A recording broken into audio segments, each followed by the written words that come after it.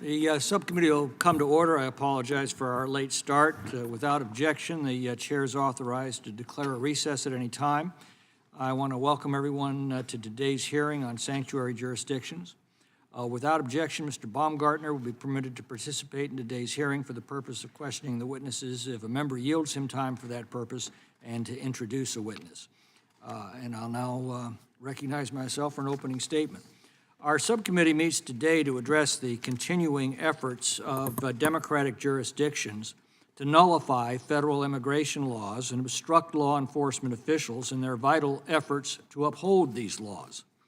They self-righteously call themselves sanctuary cities, but the sanctuary they offer is to violent criminals who prey upon not only our own citizens, but on immigrant communities themselves. During the last 4 years, the Democrats deliberately trafficked into our country more than 8 million unvetted and illegal migrants, including some of the most dangerous, vicious, and violent criminals and cartels in the world. They did nothing when local law enforcement agencies from across this country warned this committee that foreign criminal cartels and gangs were establishing themselves throughout the country. The Sinaloa cartel, Tren de Aragua, MS-13 prominent among them. When the grieving families of the victims of their policies were introduced on the House floor, the Democrats sat in stony, contemptuous silence. When those same families warned this committee about the devastating effect of these sanctuary policies, the Democrats offered platitudes and then implied they were exaggerating the threat. When local and federal law enforcement officials warned that these policies were endangering law enforcement officers and the communities themselves, the Democrats ridiculed them. Well, the American people finally had enough of the Democrats' gaslighting and callous disregard for public safety. For years, the Democrats had told us they were powerless to stop this mass illegal migration without allowing at least 4,000 illegal migrants a day into the country and offering amnesty to those already here. Yet on Inauguration Day, President Trump put the lie to all of that. President Trump ordered our laws to actually be enforced. Within weeks, illegal crossings at the southern border plunged 96%. Migrant caravans en route to this country broke up in Mexico and dispersed. Migrants crossing the perilous Darien Gap dropped 99%.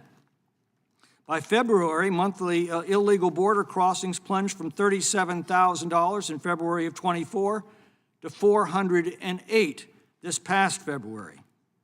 ICE has now arrested more than 100,000 illegal migrants, most of them with criminal records. With the Border Patrol refocused, gotaways have fallen from 95% from an average of 1,800 a day to 77. Now, the work before us is enormous. The largest illegal mass migration in recorded history must now be followed by the largest mass repatriation in history, and congressional Republicans stand squarely behind the president. There are still an estimated 600,000 on the non-detained docket that were set loose in our country. Right behind them are 1.4 million illegal migrants who have already received a final court order of deportation that they will simply ignore. Now, instead of recognizing and respecting the wish and will of the American people to see their communities made safe again and their borders made secure again, the Democrats continue to obstruct the enforcement of our immigration laws. For the first time since antebellum days, the Democrats have returned to their doctrine of nullification, that recalcitrant jurisdictions can simply defy and nullify federal law. Take Adams County, Washington, for example.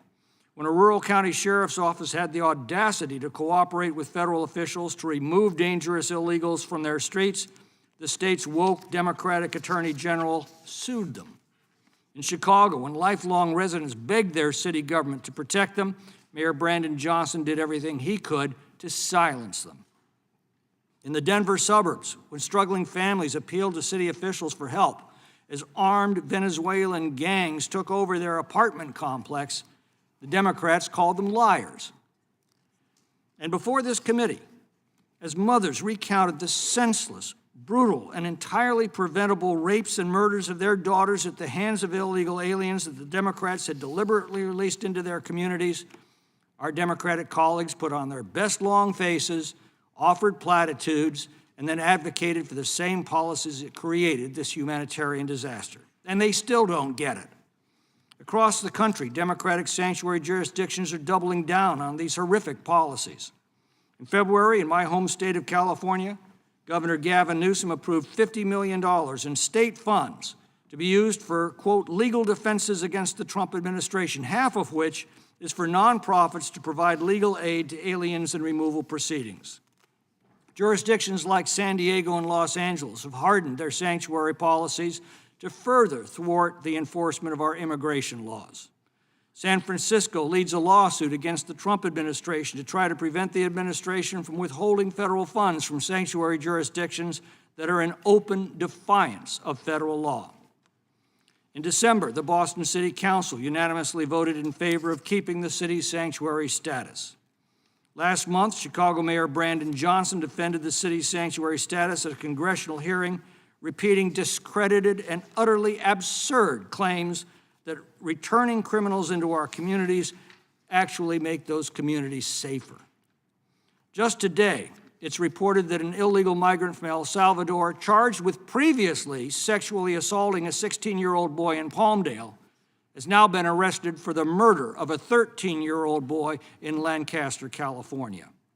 These democratic sanctuary policies not only require the release of dangerous criminals back into our communities in defiance of federal law, they place law enforcement at much greater risk, as officers must now confront these criminals not when they're in custody and unarmed, but rather when they are at large and often armed. The Trump administration is doing everything it can to confront these dangerous policies.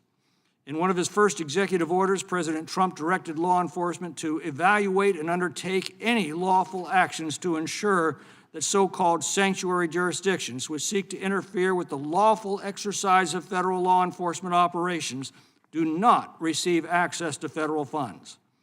In February, President Trump signed an additional executive order to ensure that federal funds to states and localities will not be used to support sanctuary policies or assist illegal immigration. And the administration has sued multiple jurisdictions, including Illinois and New York, for their efforts impeding federal law enforcement.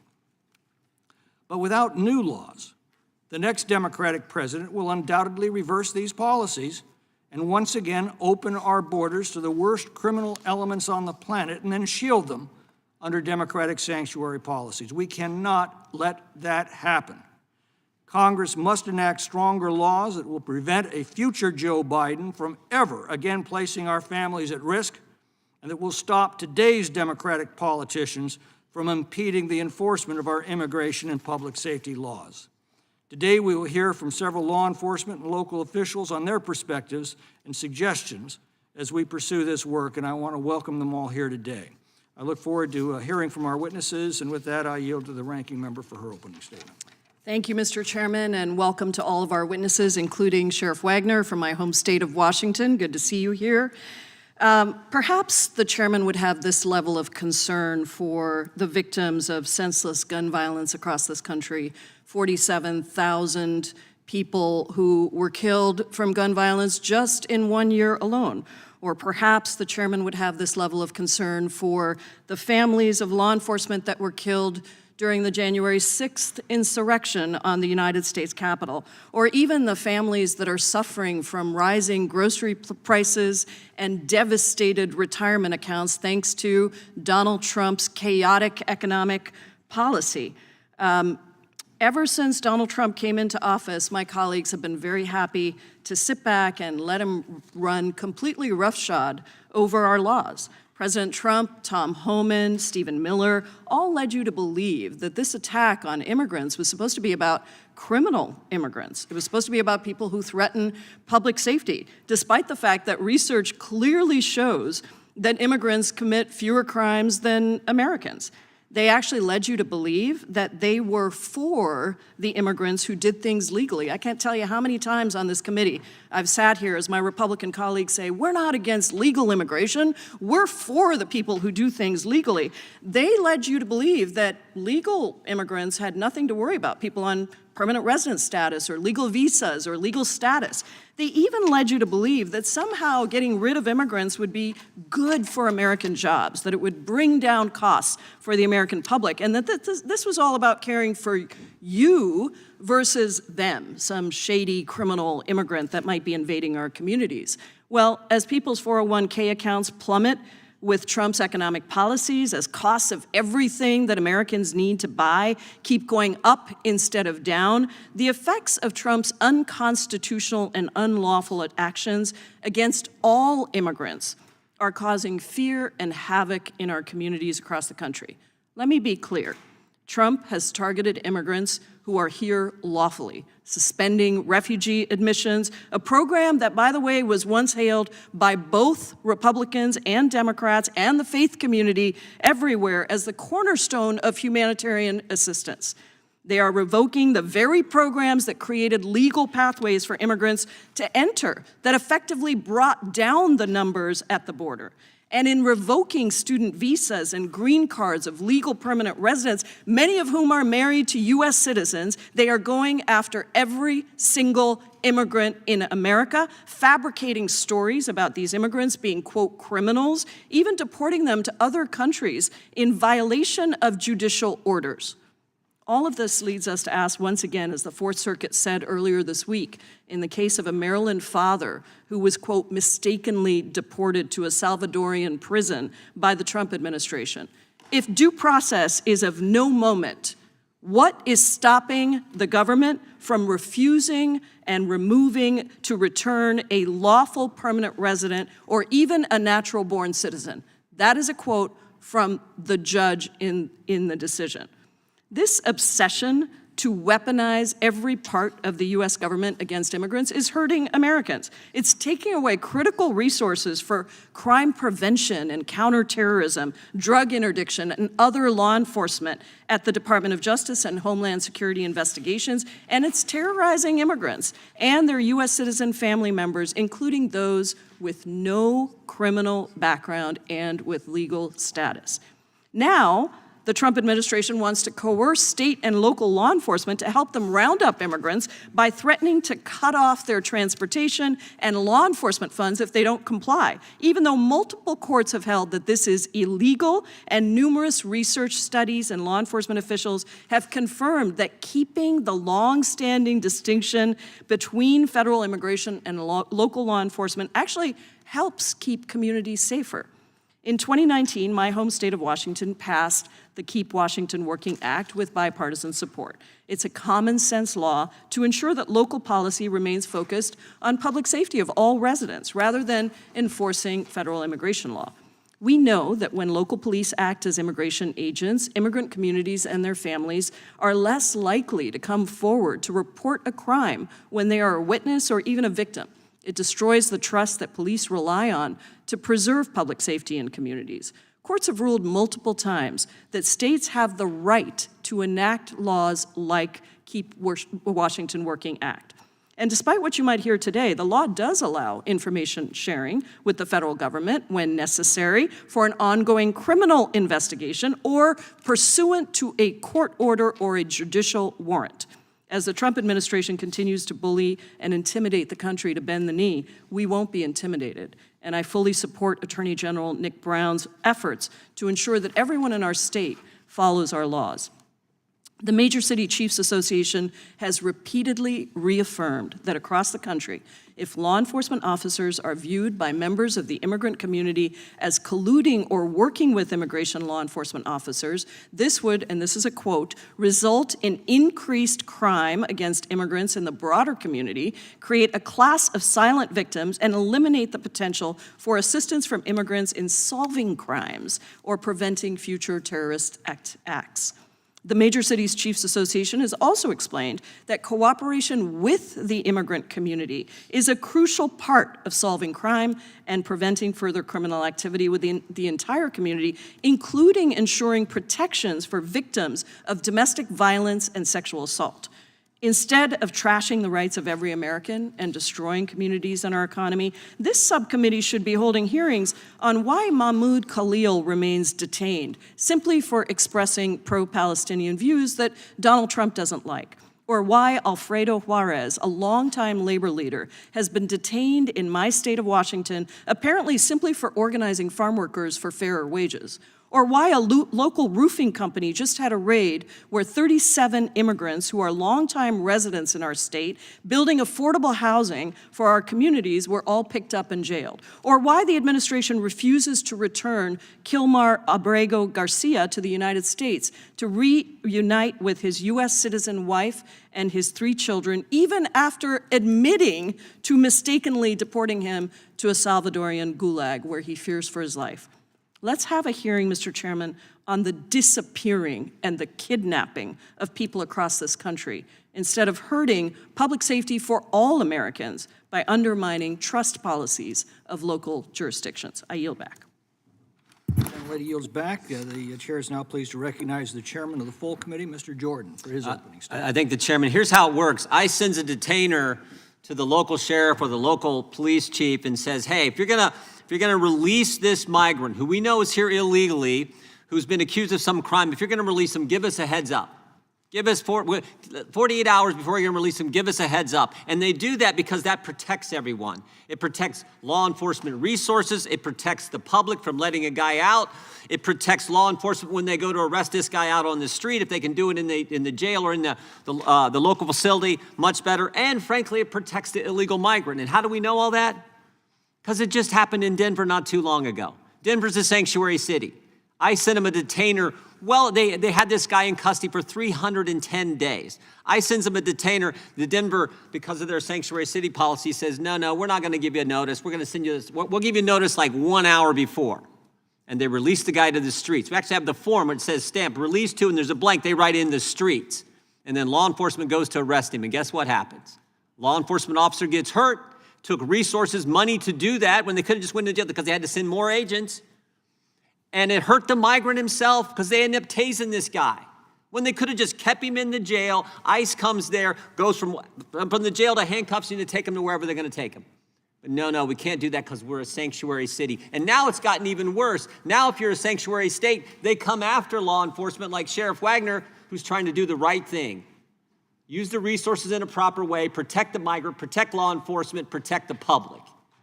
No, we're a sanctuary city. We're going to release them to the streets, even though they had a detainer months before that said, just give us a heads up and we'll come down and do it the easy way. That's why this sanctuary city policy, sanctuary state policy is so darn ridiculous. So I appreciate the chairman having this hearing. I appreciate our witnesses, particularly law enforcement, who we have here on the front lines of this every single day. Thank you all for what you do, and I yield back.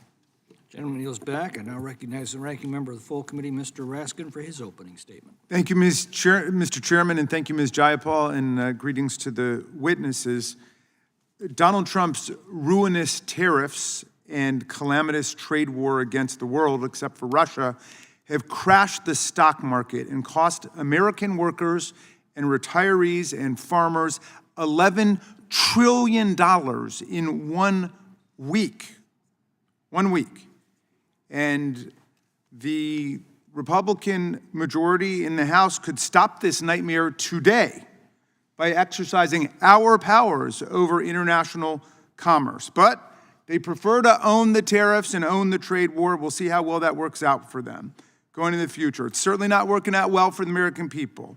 Now desperate to displace attention from this world historical economic debacle and the fact that courts have struck down more than 55 of their lawless, unconstitutional executive orders and actions, they invite us to discuss again immigration. So be it.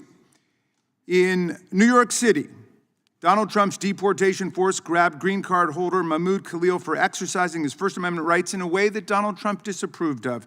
Now they're trying to deport him, as well as other students across the country, using a McCarthy-era statute that the president's own sister, Judge Marianne Trump Berry, declared to be, quote, unconstitutional on its face. Then they tried to extra-legally deport more than 100 Venezuelans, shackling them and putting them on planes bound to a self-proclaimed dictator's infamous mega prison in El Salvador under cover of night based on an 18th century law about wartime authorities called the Alien Enemies Act, which palpably did not apply to this case because we are at peacetime. Congress still has the power to declare war under our Constitution, not the president. Despite their best efforts to keep these removals a secret until it was too late, attorneys for people on the plane filed a lawsuit, and Judge Boasberg, a George W. Bush appointee, issued an order to stop the removals while the planes were hurrying to get in the air and were still in the air. Today, the judge in that case will likely decide whether or not to hold the administration in contempt for deliberately defying the order to turn the removal flights around. On one of those flights, the administration deported Kilmar Garcia, a Maryland man, a father and husband to an American citizen, who had a legal status called withholding of removal, a legal immigration status that specifically blocked him from being removed to El Salvador. He won this status after the government falsely accused him of being a gang member and tried to deport him during the first Trump administration in 2019. Instead, he was able to prove that he posed no threat to public safety and that, on the contrary, he had a well-founded fear of persecution from the violent gangs back in El Salvador. The first Trump administration respected that ruling, but in this second iteration, the administration violated its legal obligation and shipped him off to the Salvadoran mega prison to be locked up in a cage with the very gang members whose violence he had escaped. The administration admitted in court that this deportation, which had absolutely no legal basis, was done in, quote, administrative error. And a judge ordered them to return Mr. Garcia to the United States by midnight this Monday. Rather than bring back the man they admitted they had wrongfully deported, the administration placed the attorney who argued the case on leave and decided to double down and appeal the order.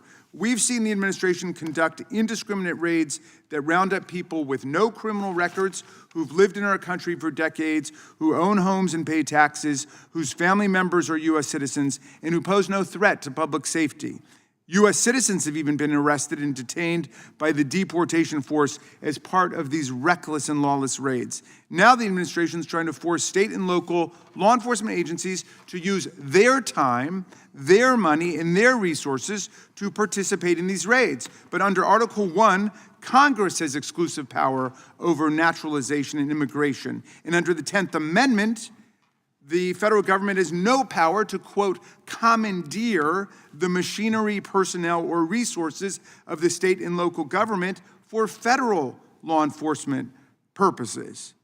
But the administration is using threats and coercion now to try to force state and local governments and police departments to use their limited resources to arrest and detain students, fathers, mothers, and law-abiding community members, which means fewer cops, less money, fewer resources to focus on protecting communities from actual violent threats and gangs and the scourge of gun violence and drugs and drunk driving and so on. There's no power in our Constitution to do that, something I thought our colleagues believed in and respected in the system of American federalism. These authoritarian policies have nothing to do with law and order. They're about intimidation and retaliation against disfavored populations, state and local governments, immigrant communities, students, lawyers who dare oppose the administration in court, and judges who stand up to rule against Trump's continuing reign of unlawful actions. I look forward to hearing from our witnesses today. Thank you, Mr. Chairman. I yield back. Gentleman yields back. Without objection, all other opening statements will be included in the record. We'll now introduce today's witnesses, and I'll begin by deferring to Mr. Baumgartner to introduce our first witness. Well, thank you, Mr. Chairman. I am pleased to introduce the outstanding Sheriff of Adams County, Mr. Dale Wagner. Sheriff Wagner is a respected law enforcement leader who made the decision to cooperate with federal immigration authorities to protect his community. Adams County is a small rural county in eastern Washington that I have the privilege to represent. Its people are the best of our district and indeed the best of America, and it is Dale Wagner in which they have put their trust to enforce laws and protect their community. And for that, Dale Wagner now finds himself the target of a legal campaign by our Mr. Chairman, this is not an introduction, so if the gentleman from my home state of Washington, my colleague, would like to introduce the sheriff, he's welcome to do that, but he is not on this committee, and he's solely here for the purpose of introducing the sheriff. Points well taken. Thank you, Pramila. We'll get to it. He's now the target of a is a target of a Mr. left-wing. Chairman, the gentleman is not complying with your order. We'll suspend. The gentle lady is correct in her point of order. The unanimous consent covers an introduction without editorial comment. Thank you, Mr. Gentlemen, Chairman. proceed in order. For For what purpose does the gentleman rise? Mr. Baumgartner, question? No, not at this moment in the proceeding. He had me all interested in this county. Again, the gentleman is recognized to make an introduction. That is what is in order at this time. I'll Gentlemen, we'll keep continue it in brief, order. Mr. Chairman. Thank you. We're very pleased that Adams County Sheriff Dale Wagner is here, and I would just also point out we have 8 outstanding sheriffs in the state of Washington dealing with the fentanyl scourge here with us as well today. Thank you, Mr. Chairman.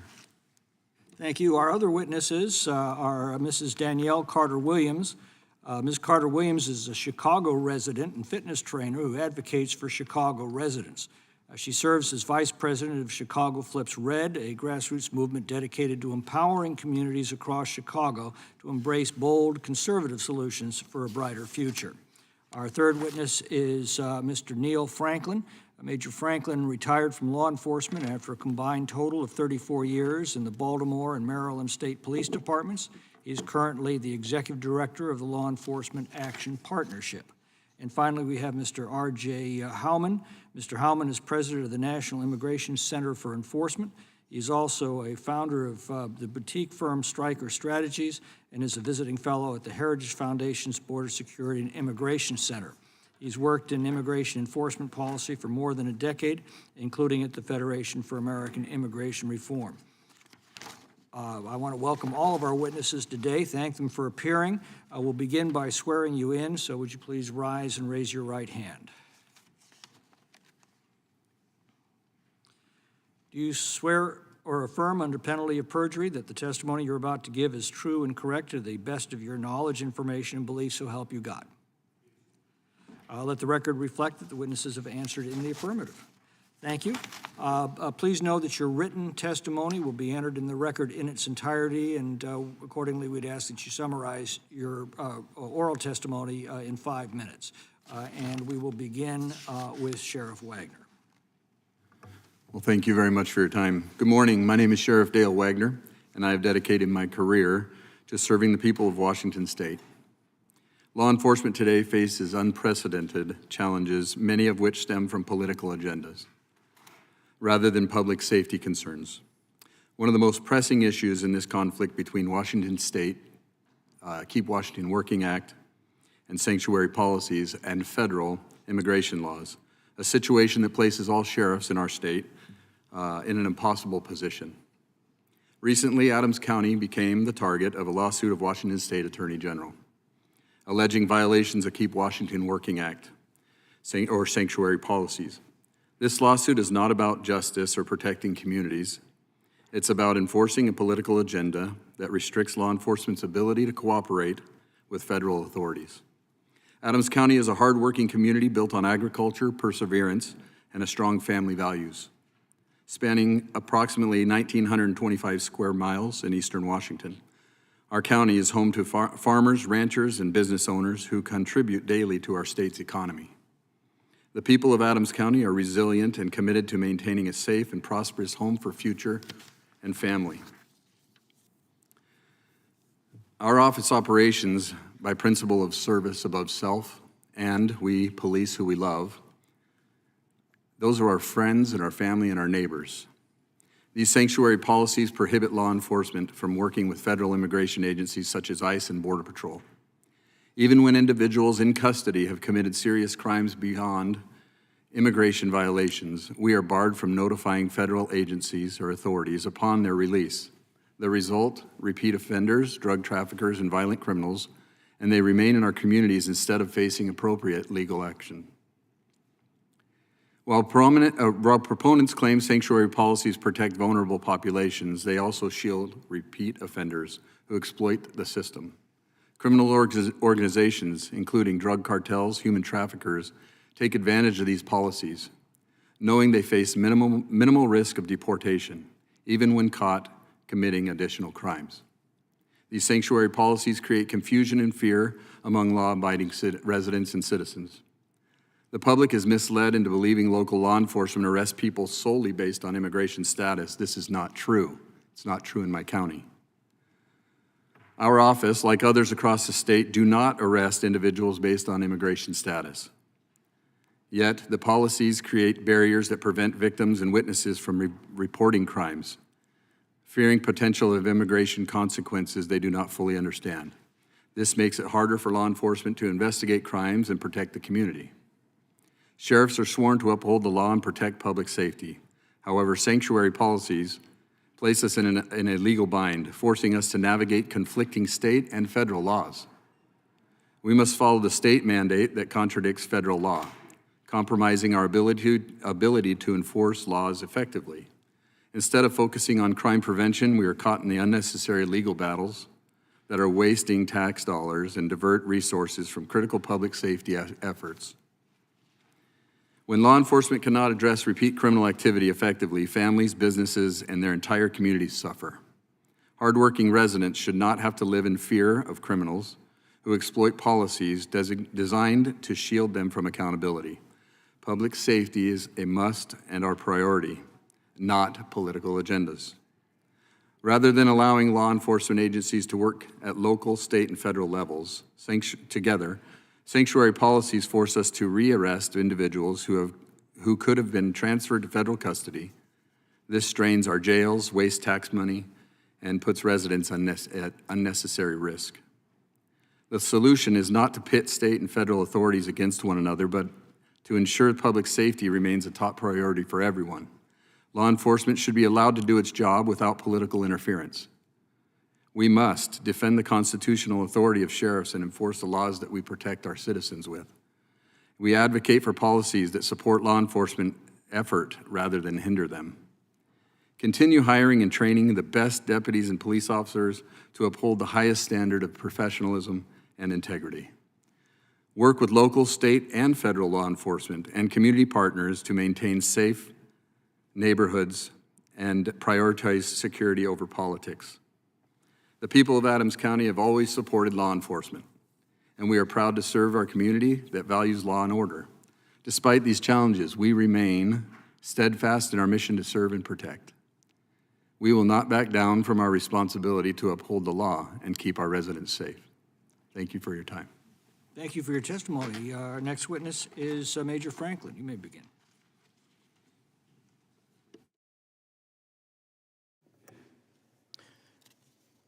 Good morning, Chairman McClintock.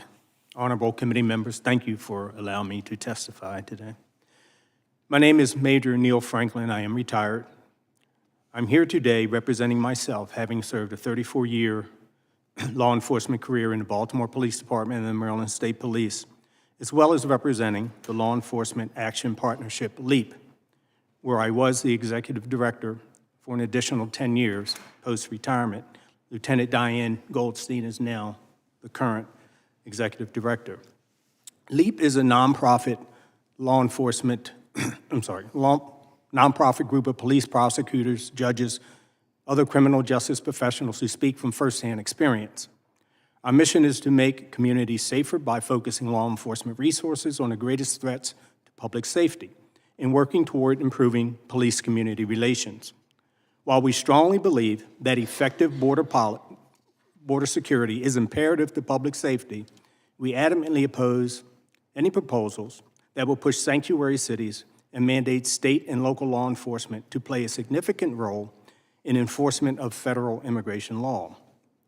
We believe routine civil immigration enforcement by local officers would harm public safety by eroding police community trust and diverting law enforcement resources away from tackling more serious crime.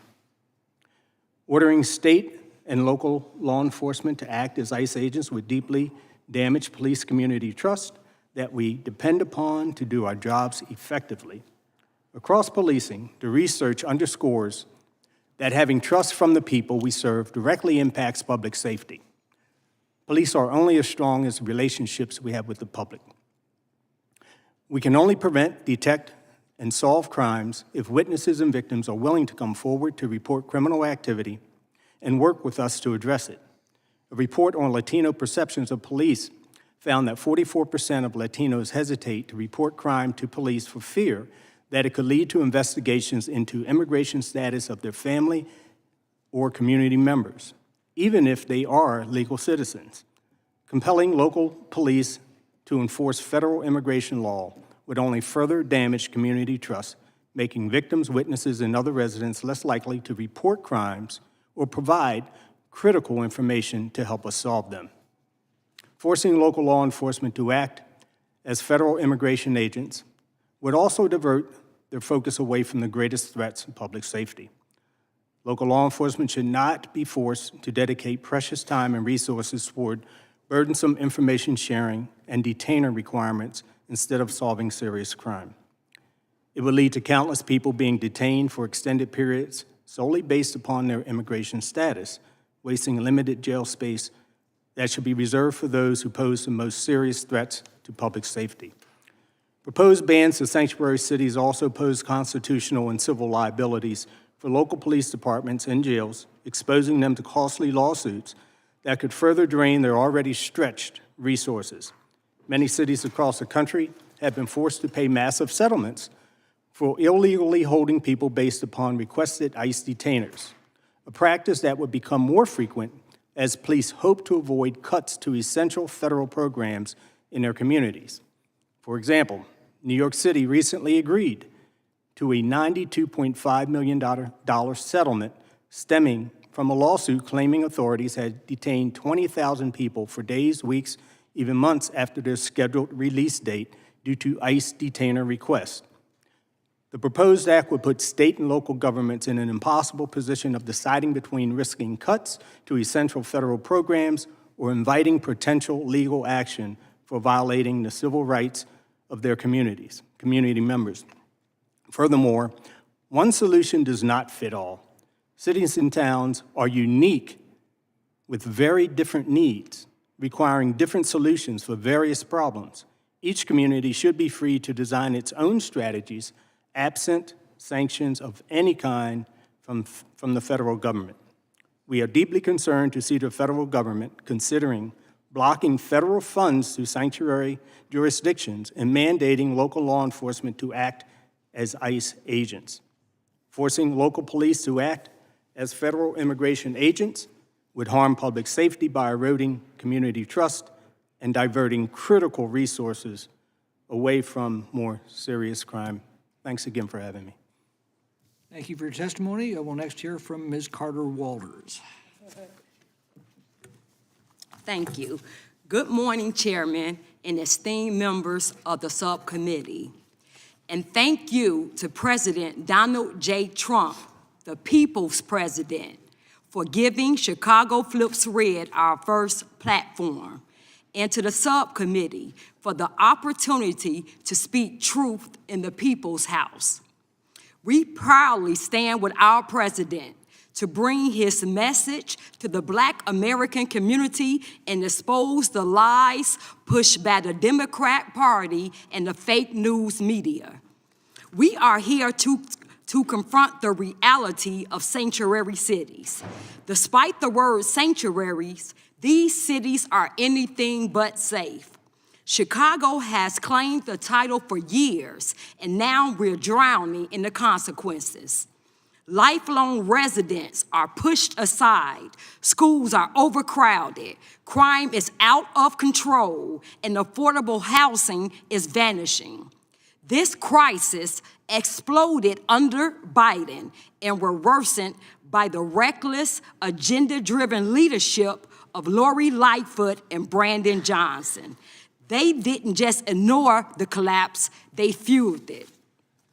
In December 2023, a few aldermen tried to give us a voice, but the mayor and his allies used systematic stunts to block the vote on a non-binding sanctuary city referendum, silencing Chicagoans and stripping us of our right to choose.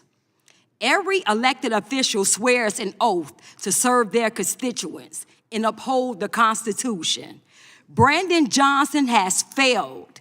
He's dismissed that oath in his obsession with keeping Chicago a sanctuary for illegal aliens. He's driven our city into a $1 billion deficit, handed out shady non-bid contracts, and funneled over $6 million into services for illegal aliens. That's why we demand a full forensic audit focused on migrant-related spending. This isn't mismanagement, it's organized looting of taxpayer dollars. ShotSpotter, a life-saving gunshot detection tool, is gone. Hyde Park now bears a permanent 720-bed shelter as illegal alien shelters multiply all over our city. Tax increment financing, known as TIF, meant to revive struggling areas, are being embezzled. Our kids aren't learning to read while the city teachers cater to non-English speakers. These are deliberate acts of neglect, justified by Chicago's sanctuary city status. Lori Lightfoot licked the fuse with executive orders, and D.E.I. Johnson poured gasoline on the fire. Field houses has been taken, police stations overrun with illegal aliens in tents and are on the floors, leaving officers demoralized. My husband, a retired CPD officer, saw it all. Violence, disease, measles and tuberculosis outbreak, prostitution, and bed bugs that reached our home. Since 2025, over 51,000 illegal aliens have flooded into Chicago. The city's answer? Blend migrant and homeless shelters under the One System initiative and hope no one noticed.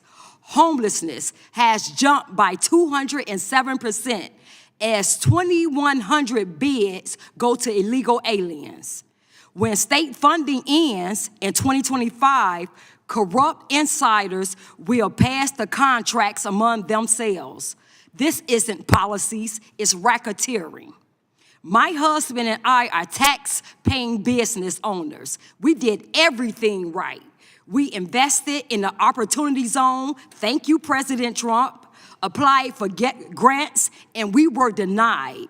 Yet 140,000 illegal alien-run businesses were funded without question.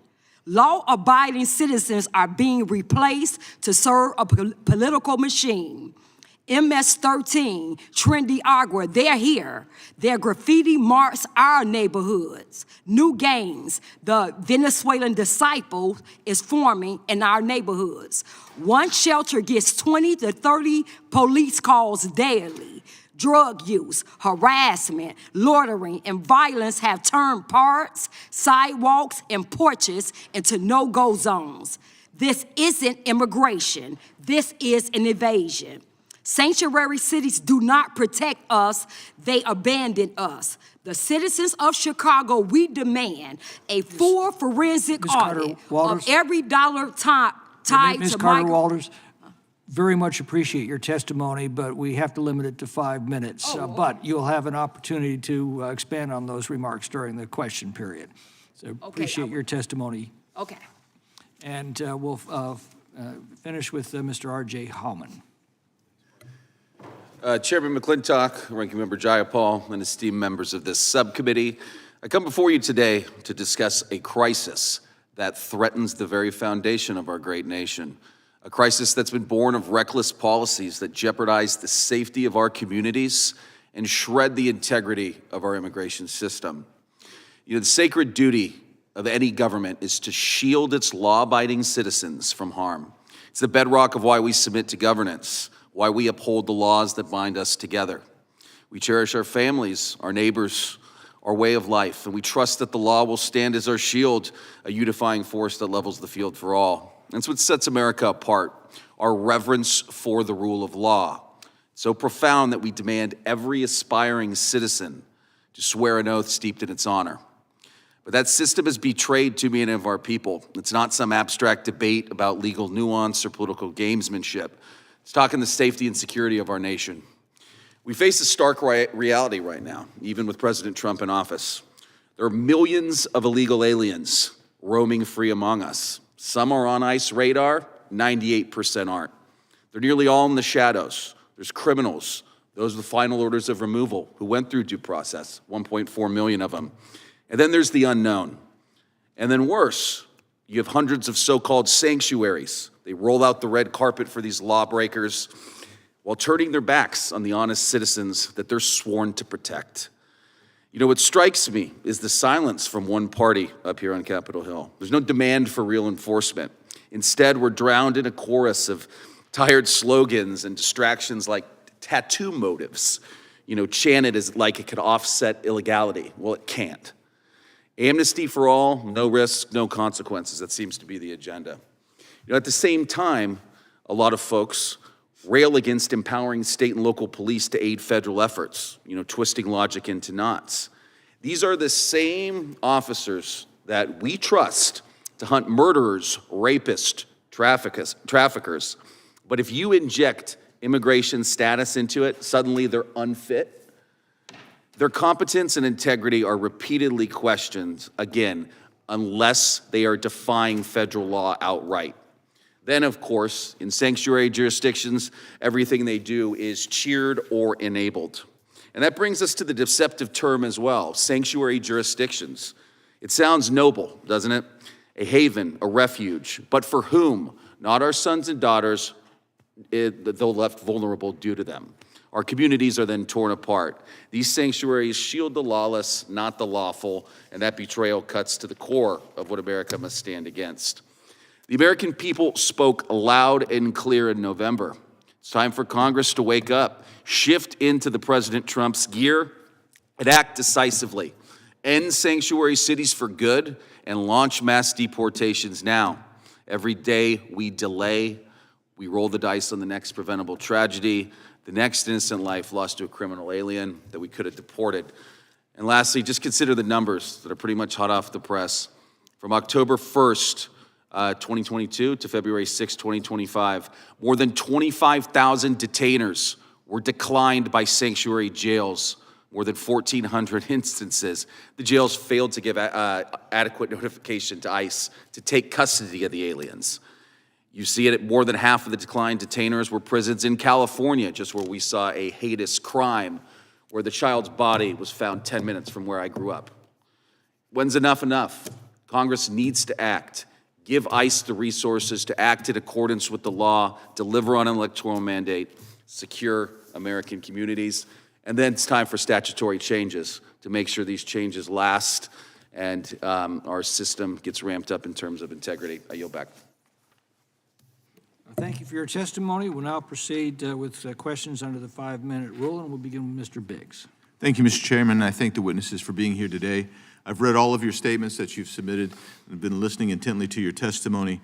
Mr. Hallman, I just want to confirm Cook County Jail in Illinois from October 1st, 2022 to February 6, 2025, released more than 1,000 criminal aliens into their community. Correct. Is that accurate? Yep. And just want to confirm this, Mr. Franklin. I don't want to take this out of context.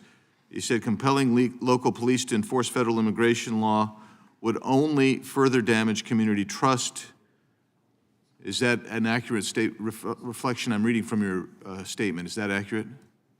Yes, depending upon the jurisdiction and what those unique circumstances might be for that particular city or town. And Ms. Carter-Walters, in Chicago, where they've released over a 3-year period more than 1,000 criminals back into your community, does that make you feel safer as a citizen? No, Did it make your community feel safer? no, And did it provide actual safety when you saw MS-13 trained at Aragua roaming the streets there? no, So you've demanded a full forensic audit of every dollar tied to migrant shelters, right? yes, And a freeze on the $92 million budget until full reviews are completed? yes, sir, And you want the accountability and community input? yes, sir, And a federal investigation into potential corruption? And potentially, if there is corruption, you want prosecution, is that right? yes, And most importantly, you want an end to sanctuary policies that you feel disadvantages you guys as citizens of Chicago vis-a-vis illegal aliens who are being released into your community? We want to end sanctuary cities. And go to you now, Sheriff. Thank you, Sheriff Wagner. So you outline and give some examples of some horrific instances in your own county, particularly shocking case 2021 in Othello. Can you briefly recount that for us?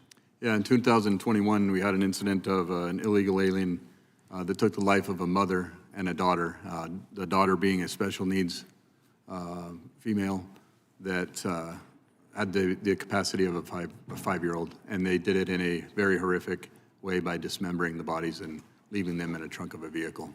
How did that impact your community? That was a huge impact in our community. How so? Well, any horrific crime, no matter who's involved, is going to impact the community. And I think that the situation that we were faced with is the limited resources that everyone keeps talking about here. I'm a department of 18 people, and that includes myself and my undersheriff that we're working. I'm not a politician. By, I guess, my job I am, but we actually get out and do the work.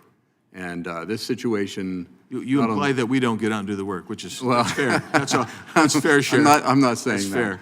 I'm not saying that. But the reality is that, I mean, it affects the community because we are a small community, a small farming community of all nationalities, and we are very close to each other, and we care about each other very much. In your recommendations, you talk about allowing you to enforce the law, and that might mean that you actually cooperate with federal officials. So if I understand your Keep Washington Working law, that's the statute there, are you allowed to hold someone with an ICE detainer? We are not.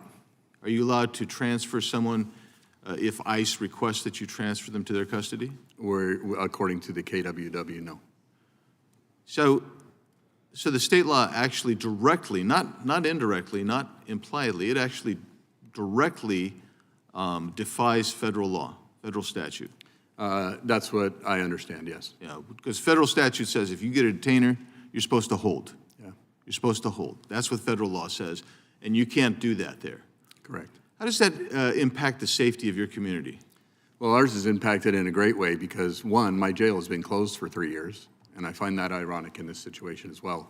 But it impacts us in a great way because, like I believe it was Mr. Jordan was explaining, putting people out onto the street and having them get caught again becomes a bigger problem.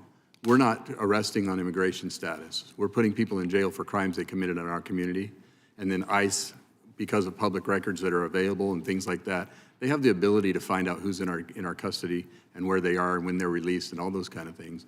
And they are basically released to their custody in the opposite way, similar to Denver in most cases. Thank you, Mr. Chairman. My time has expired. Ms. Jayapal. Thank you, Mr. Chairman. As I said in my opening, there are a lot of reasons why states and localities have adopted policies to leave immigration enforcement to federal government where it belongs. For some, it's about fostering trust with local communities. When immigrant communities know that calling 911 won't result in deportation for themselves or a family member, they are actually more willing to report and help law enforcement solve crimes, which makes all of us safer. For others, it's an important factor is legal liability. Courts all over the country, just to counter what my good colleague from Arizona said, have ruled that when local law enforcement complies with civil immigration detainer requests, and to be clear, an immigration detainer is a request, and continues to detain someone pursuant to a detainer when they otherwise would have been released, it's actually an unlawful detention, and it's a violation of the Fourth Amendment. So Sheriff Wagner, I want to thank you again for being here and for the work that you do to support your community, and I believe you when you say you want to keep all of your residents in Adams County safe. You can just give me simple yes or no's to this. At any time since 2019, has the Adams County Sheriff's Office given the federal government personal information of any Adams County residents, like fingerprints, dates of birth, home addresses, or driver's license numbers? Just turn your mic on, Sheriff. Thank you. We do a program called Stone Garden. So just a yes or no is fine. Do you give, it's a simple question, do you give the federal government personal information of Adams County residents like fingerprints, dates of birth, home addresses, and driver's license numbers? I'm not aware of fingerprints, but I do believe we give public information to those people. And how often has your office done that? It depends on what you're talking about. You want yes and no answers, or do you want me to explain? Well, in this one, I'm asking you if you have numbers for that. Okay. If you can give me I a don't sense have of- numbers, but we do a Stone Garden program through the Border Patrol, which is funded through the state as well. Okay. And at any time since 2019, has the Adams County Sheriff's Office held people beyond their release date in order to facilitate their pickup by civil immigration enforcement officers? Not that I'm aware of. So you're following the Keep Washington Working Act in that way, and that's good to hear. I want to go on to some questions for Major Franklin. Let me turn to you. One of the studies that I submitted found that mandatory information sharing between local police and ICE led to a 16% increase in crime against Hispanics. And let me be clear, that 16% increase means 1.3 million more crimes. Can you help us understand this statistic and why jurisdictions with community trust policies in place experience less crime, and why their residents feel safer? Yes. So to be effective, and a good part of my career was in criminal investigation for quite a few years. And we first need to get people to report crimes before we can even begin to investigate them. And when there's no trust between the police and the community, many people will not even report crimes. And this hasn't just become evident with the immigrant community. I grew up in West Baltimore, and I experienced times in my neighborhood where we really had trust issues. Many of my friends, many people that I knew would not even report the crime of a robbery, of being a victim of a crime. And then we need witnesses. Once we begin to investigate a crime, we need witnesses. So you have to have that trust that we, the police, are going to do the right thing. And in the immigrant community, if they believe, just believe that their immigration status is going to be questioned, or maybe that of another family member, or that of a community member which they are friends with, they're not going to cooperate with us. We've seen this time and time again, but when you can establish that trust, you see, we cannot be effective in solving crimes. And most of the people who commit the violence is a very small number. Right. If we can get them, if we can focus on them, get them convicted, charged convicted, then we have a great chance of reducing crime. I just have a few seconds left here, but jurisdictions that adopted sanctuary policies experienced a 52 to 62% reduction in the domestic homicide rate for Hispanic women. Does that track with your experience as a law enforcement officer in jurisdictions with those policies? Yes, as creating the first domestic violence unit in the Maryland State Police, as being the president of Turnaround Incorporated, which was about domestic violence in Baltimore City, shelter services and counseling services, yes, those numbers are very familiar to me. And there's a great report out, I believe it's... Time's expired. Well, usually the witness can finish answering. Mr. Tiffany. Thank you, Mr. He did Chair. answer. The answer was yes. It was a yes or no question, and he added quite a bit more. Mr. Strong Tiffany. yes. Thank you, Mr. Chairman. Major Franklin, there's an organization or a publication, safehome.org. They listed Baltimore as the deadliest large city. Are you aware of that? I'm not aware of that report. Yeah, they just last year, was in 2024, it just surpassed Memphis and Detroit. Mr. Holman,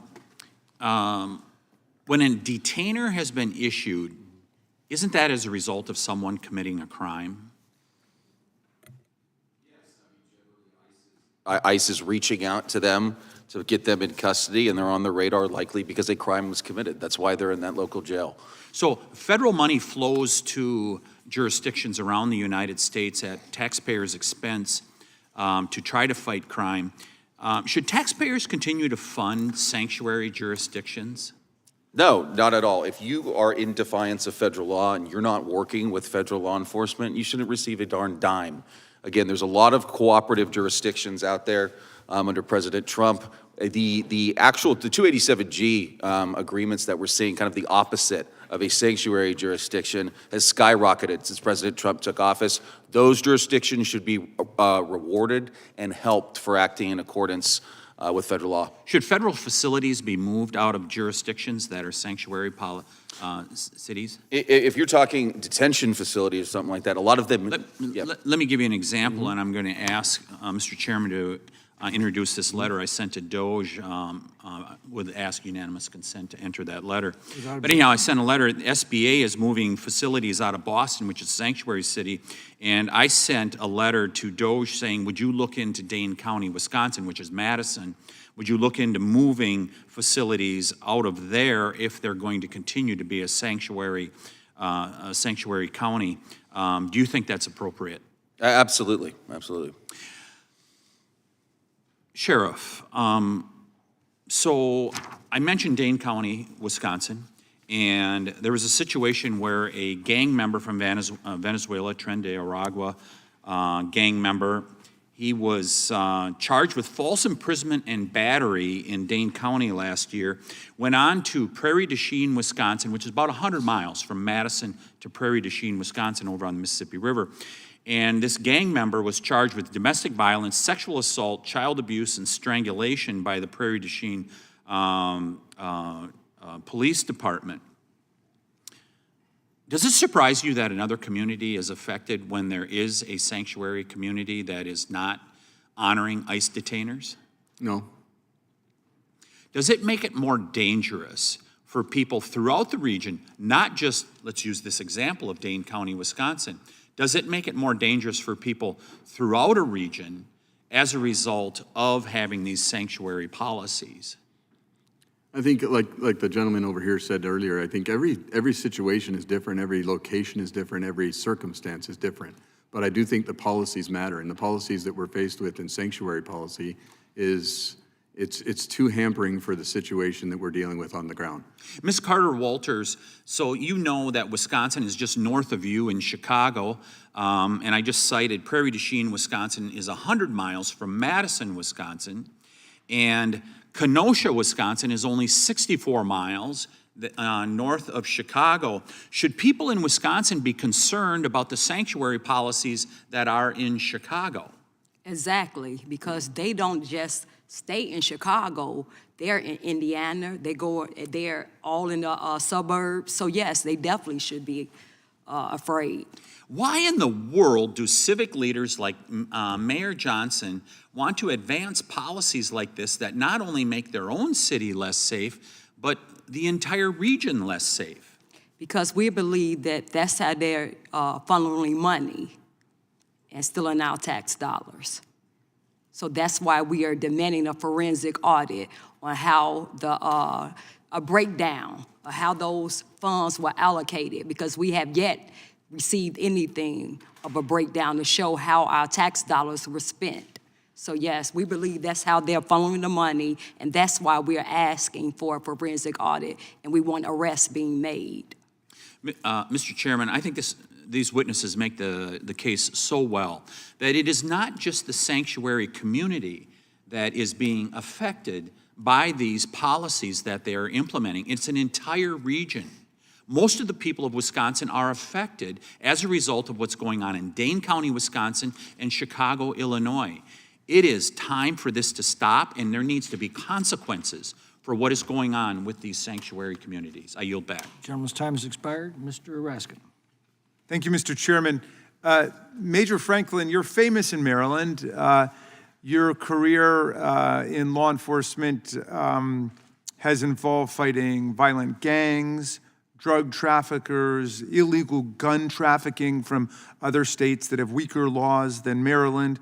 But you've also studied law enforcement and worked on it, not just at the micro level, but at the macro level. I wonder if you could explain how this works. My colleagues are talking about horrific, gruesome cases of undocumented people who engage in murder or rape, serious crimes like that. If someone is engaged in a crime like that and they have a warrant for the person's arrest, and they bring it to a local or state official who's got control over their custody, if they're in their custody for another reason, doesn't the local government have to cooperate with that warrant and turn that person over immediately to the federal authorities? Yes. On a warrant, yes, we do.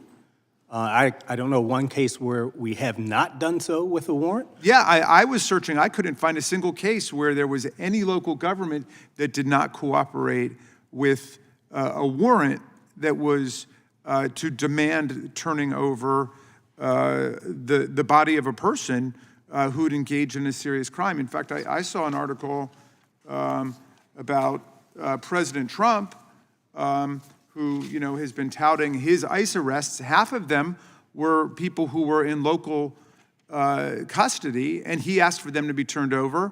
They were being held for serious crimes or other kinds of crimes, and then they were deported, and he got them, based on a warrant. So if we're not talking about a warrant situation, right, then I come back to my puzzlement about why my colleagues who control the U.S. Congress right now are not engaged in trying to come up with a comprehensive immigration reform package. I mean, I'll give you an example. At the end of the last Congress, we had a bipartisan deal on toughening up the border with more officers, more patrols, more asylum judges, lots of new technology.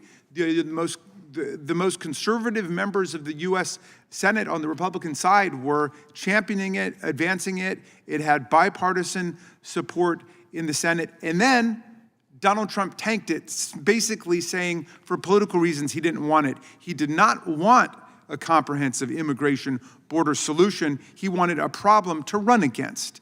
And I see a lot of that in today's discussion. It's amazing to me that rather than engage in the hard work, maybe not even so hard anymore, of coming up with a bipartisan immigration solution, we would rather be beating up on local governments for not doing the job of the federal government. Now, but let's say that someone thought, okay, well, we really should commandeer the resources, the personnel, the machinery of the local governments, even though it's against the Constitution and against the 10th Amendment. But let's say they think that, and they want to use law enforcement not to turn over murderers and rapists and so on, but for routine immigration enforcement. All right, how would that work if, say, they came to a particular city or county and say the vast majority of the undocumented people here we know are working in hotels or agriculture on farms or the construction sector? Could a city have the resources to say, we're going to send in raids of police on construction sites, on farms, in hotels to arrest all of these people that we think are here illegally? We don't have the resources for that. We don't have the people for that. We're struggling to find people, to hire people, and we just don't have the resources. We have calls waiting. We're call hopping, one day after next. The federal government's got a lot of money. We spend millions and millions of dollars just flying Donald Trump down to Florida, to Mar-a-Lago, to go play golf while he's crashing the stock market. Why doesn't the federal government spend that money? A locality might say. The cities are pretty hard up for money, right? They don't want to be invading all of the hotels and construction sites to go and look for undocumented workers. Do you think that's a fair request to put on the localities? No, it's not.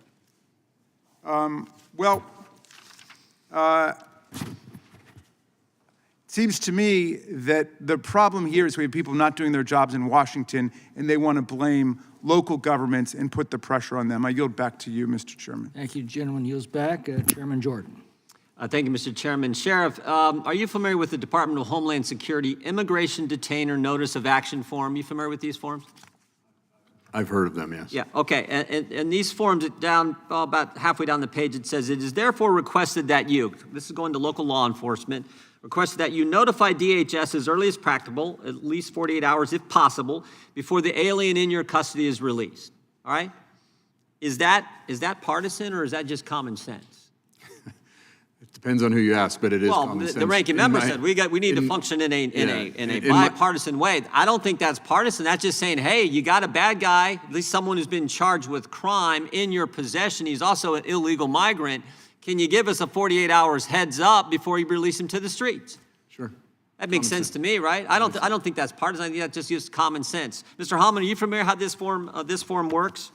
That this detainer process is supposed to work? All right, the next line says, maintain custody of the alien for a period not to exceed 48 hours beyond the time. Again, we're requesting you do. They're not demanding. We're just requesting you help us out. Law enforcement working with other law enforcement to protect the safety of law enforcement and, of course, the public at large, beyond the time when he or she would otherwise have been released from your custody to allow DHS to assume custody. Again, that seems like common sense to me. But sanctuary policies prevent these two requests from taking place. Is that right? If you're a sanctuary state, sanctuary city, you don't comply with these. You may give them we're going to give you a 10-minute notice. We're going to release them and then tell you we already released them. That's how it works in these sanctuary cities, in these sanctuary states. Is that right, Mr. Hammond? That's correct, too. And it's even interesting, too, under the Biden administration, you have a lot of state and local law enforcement who think that they're not going to comply with ICE based on their experiences under the Biden administration. ICE had policies in place that made it so hard for enforcement and removal officers to actually work with these jails. Yeah. They made it next to impossible. So you have all of these jails that think, oh, I don't know if I'm going to comply. I may get penalized if a state puts an aggressive restriction on that. But everything is going to be streamlined. They want to comply. It will be a good process. Yeah, let's put up on the screen. Are you familiar with the name Abraham Gonzalez, Mr. Hammond? Do you know this guy? Abraham Gonzalez?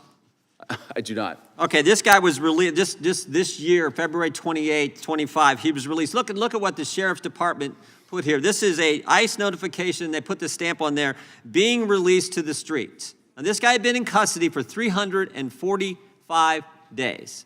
And ICE had sent this very form asking, hey, can you give us a 48-hour heads up before this guy who was charged with aggravated assault, charged with stealing an automobile, charged with menacing, can you just give us a heads up?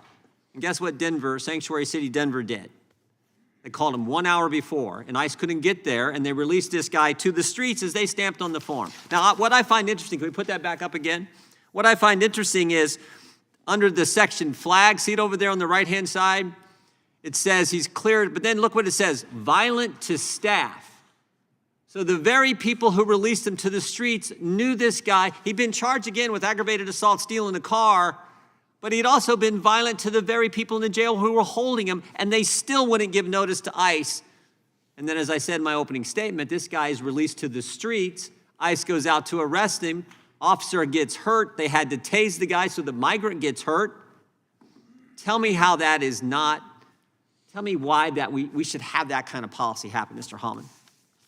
Well, we shouldn't. It doesn't keep our communities safer in any sense. And again, what they're trying to do here is they say, hey, at least we tried.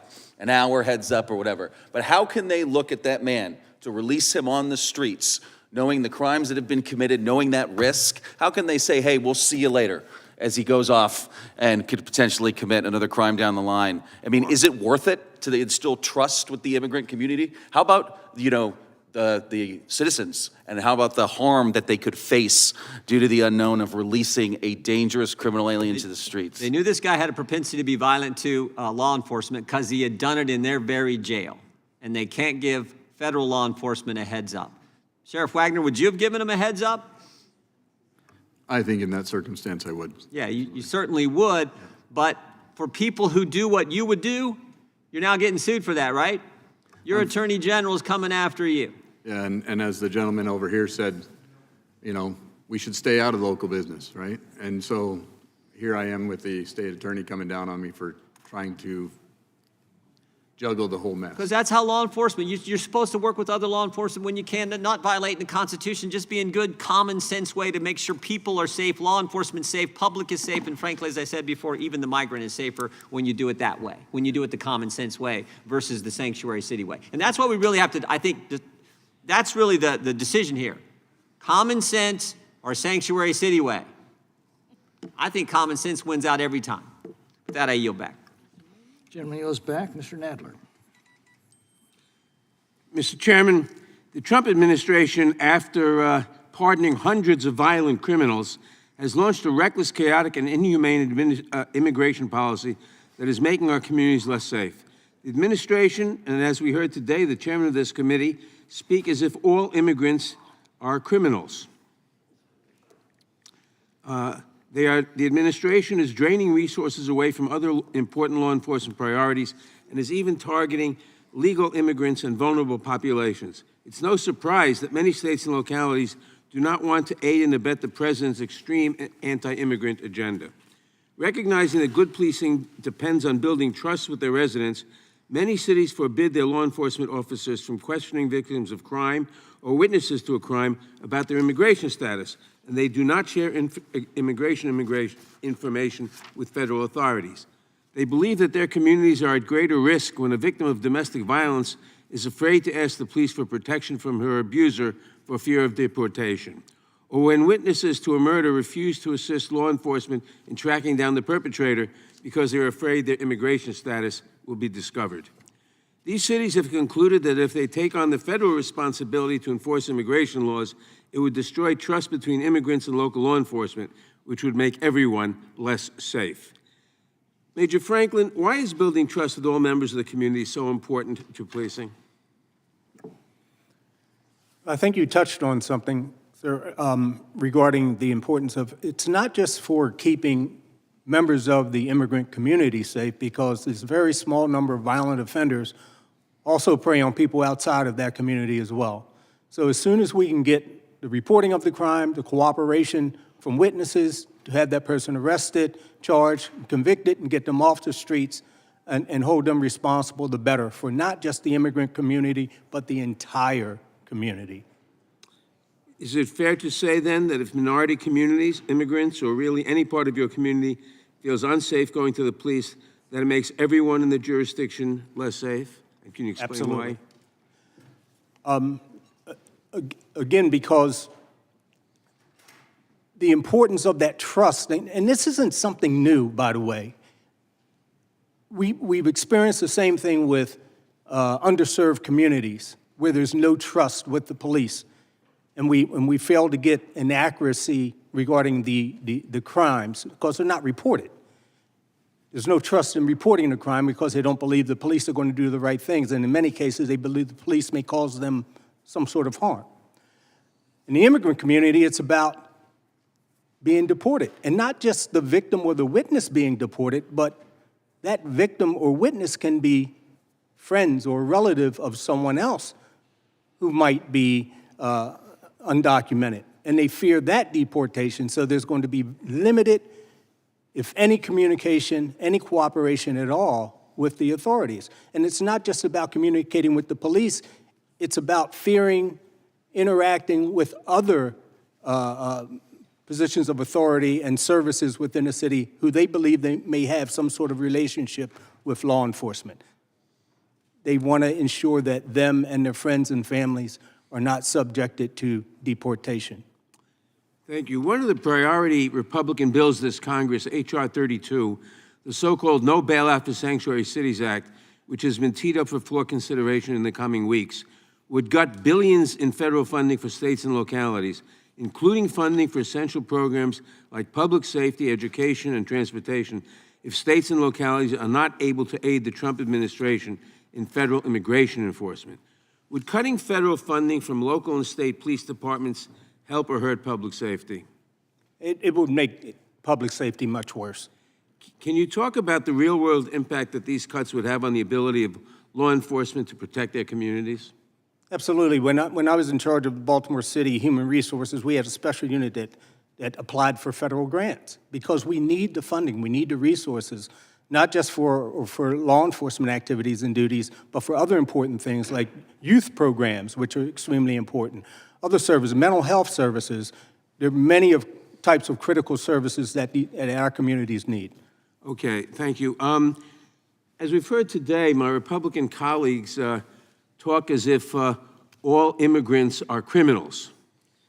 Could you tell us whether that's true and whether, in fact, the studies show that the crime rate among immigrants is lower than the crime rate among native-born American citizens? Studies show that among the immigrant community, it's lower. So than most native-born. immigrants are not criminals. Absolutely. Thank you, I yield Time back. has expired. Sheriff Nails. Thank you so much, Mr. Chairman, and I thank the panel for being here. Thank you, Sheriff Wagner, those distinguished gentlemen behind you. I want to thank you all for your service. I'll give you a round of applause. Thank you for our county sheriffs. We need them. We need them. They're supported. You know, most of the crime, and I know Mr. Franklin or Major Franklin, you were talking about the distrust between the police and the communities they serve. Let's be honest with each other. You know where the distrust begins, right?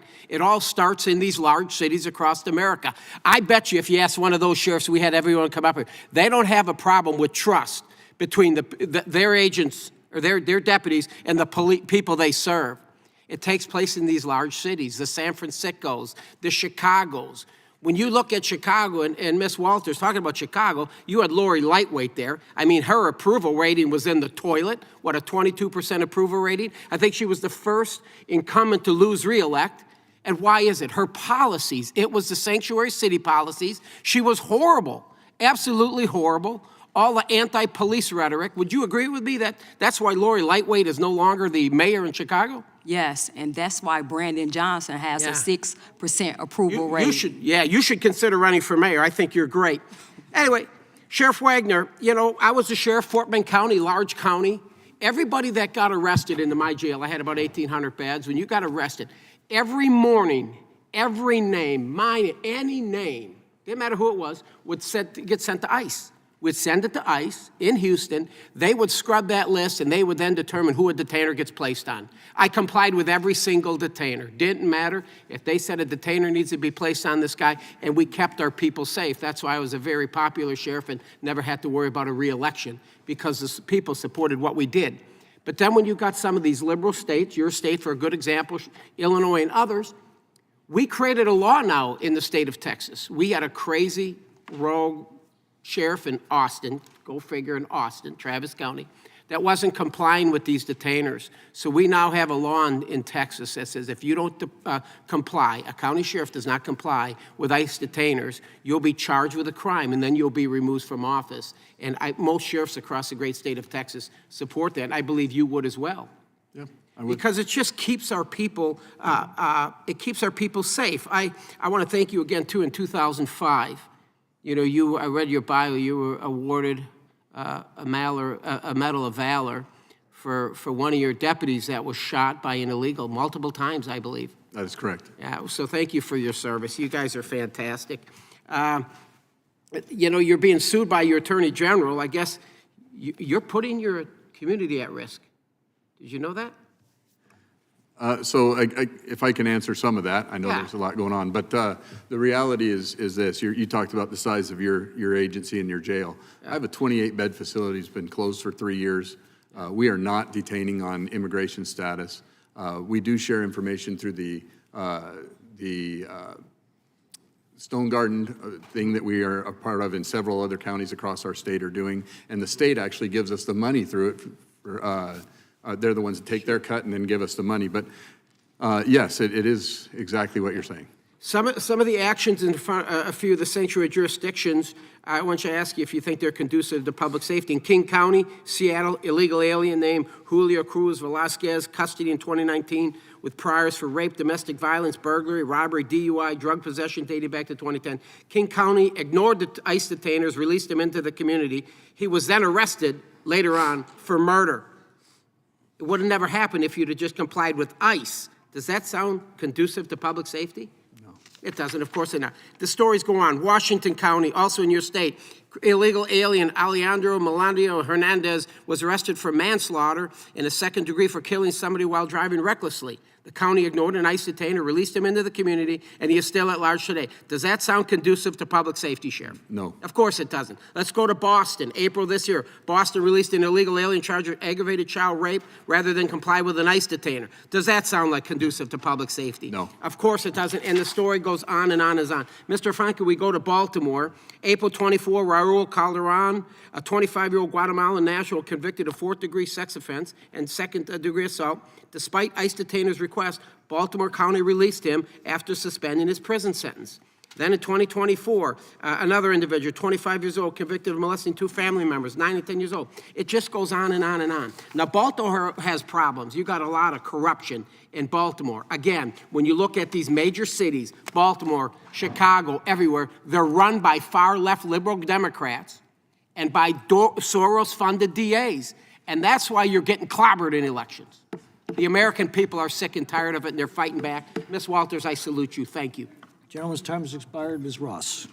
Thank you, Mr. Chairman and Ranking Member Jayapal, and thank you to the witnesses for your testimony today.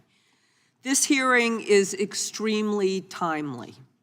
The Trump administration's recent actions against our refugee community are making people less safe, not more safe. Recently, the administration sent emails to Ukrainians escaping Putin's war of aggression, telling them, do not attempt to remain in the United States. The federal government will find you. Then a day later, they said, sorry, we made a mistake.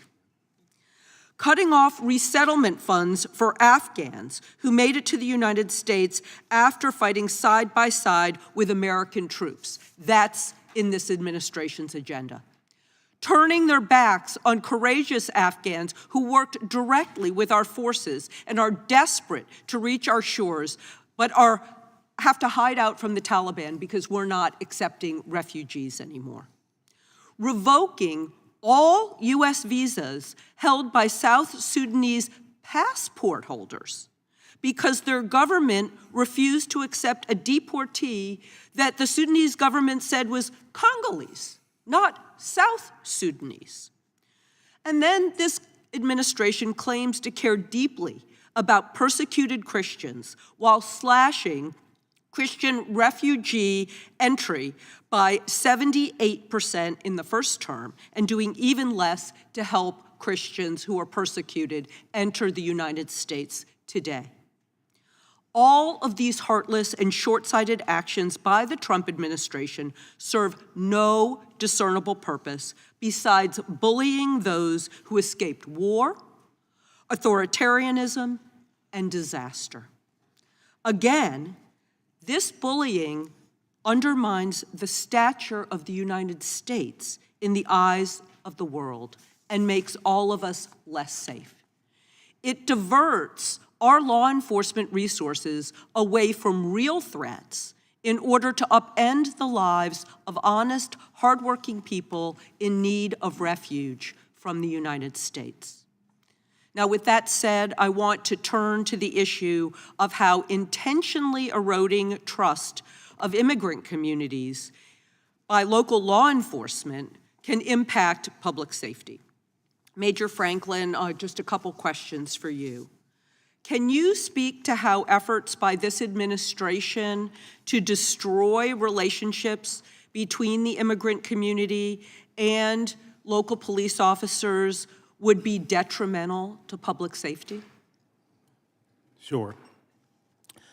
It would be detrimental in a number of ways. Number one, I spoke earlier to being successful in identifying victims of crime, having crime reported, being successful during the investigation of those crimes so that we can hold those violent offenders accountable.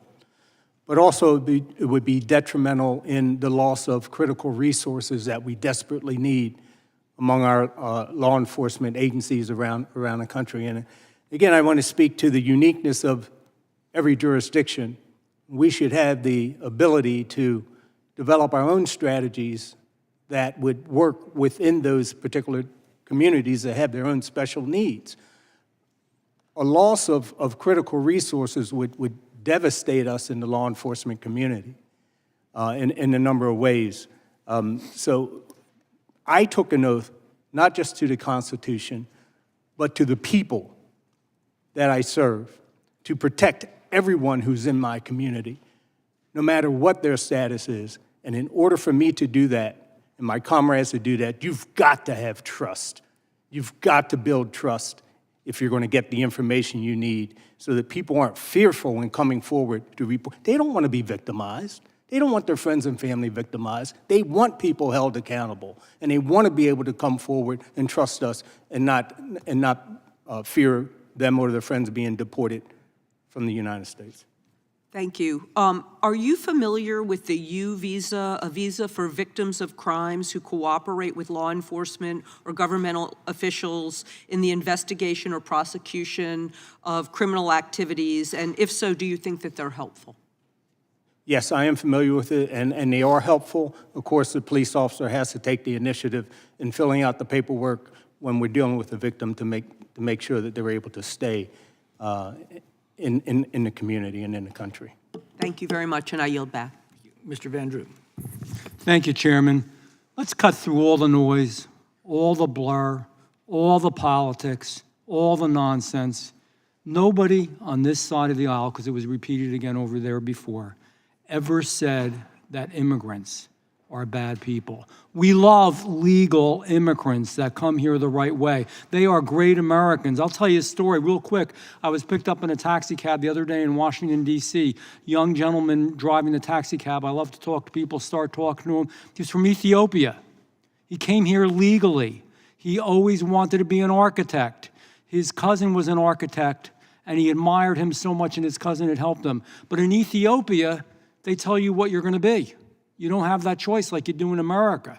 So he was told he wasn't going to be an architect. He legally immigrated here, worked his butt off, gave it everything he had, worked multiple jobs, got his degree, and was working still more because now he was getting his master's degree. He taught me. He said to me, for God's sake, protect your country. All these illegal immigrants coming here are not good. Legal immigrants are angrier about the illegal ones than anybody else. They did things the right way. They did it by the book. They're good people. We love them. So let's be clear. Cut the nonsense. I'm not directing that to you. And you know, let's also cut the nonsense because it costs money. There's only so much money in this world, and we're going through a lot of budgetary stuff right now. And I make it clear, I'm fighting for Medicaid, Medicare, Social Security. Many of us are on both sides of the aisle. But when you're spending money on this stuff, it's less money for our children. It's less money for our seniors. It's less money for our veterans. It's less money for our disabled, because we don't have an endless amount. So when you're spending tax dollars on that, our American people in our cities and in our rural areas and everywhere in between are getting hurt. Let's cut through the nonsense. We're taking things away from them, and it's wrong. You can't have a country without borders. You can't have public safety without law enforcement. You can't have public safety when you're releasing lawbreakers into the community. And not all illegals have committed horrendous crimes, but some have, and we're not checking on it properly. There have been murders, there have been rapes, there have been disfigurements, there has been all kinds of harm done.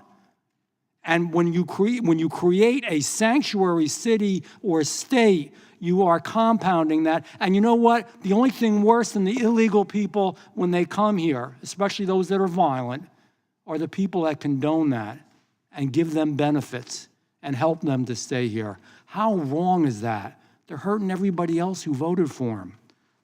I'll give you one example. My home state, the state of New Jersey. Nationwide ICE is currently detaining nearly 48,000 illegals.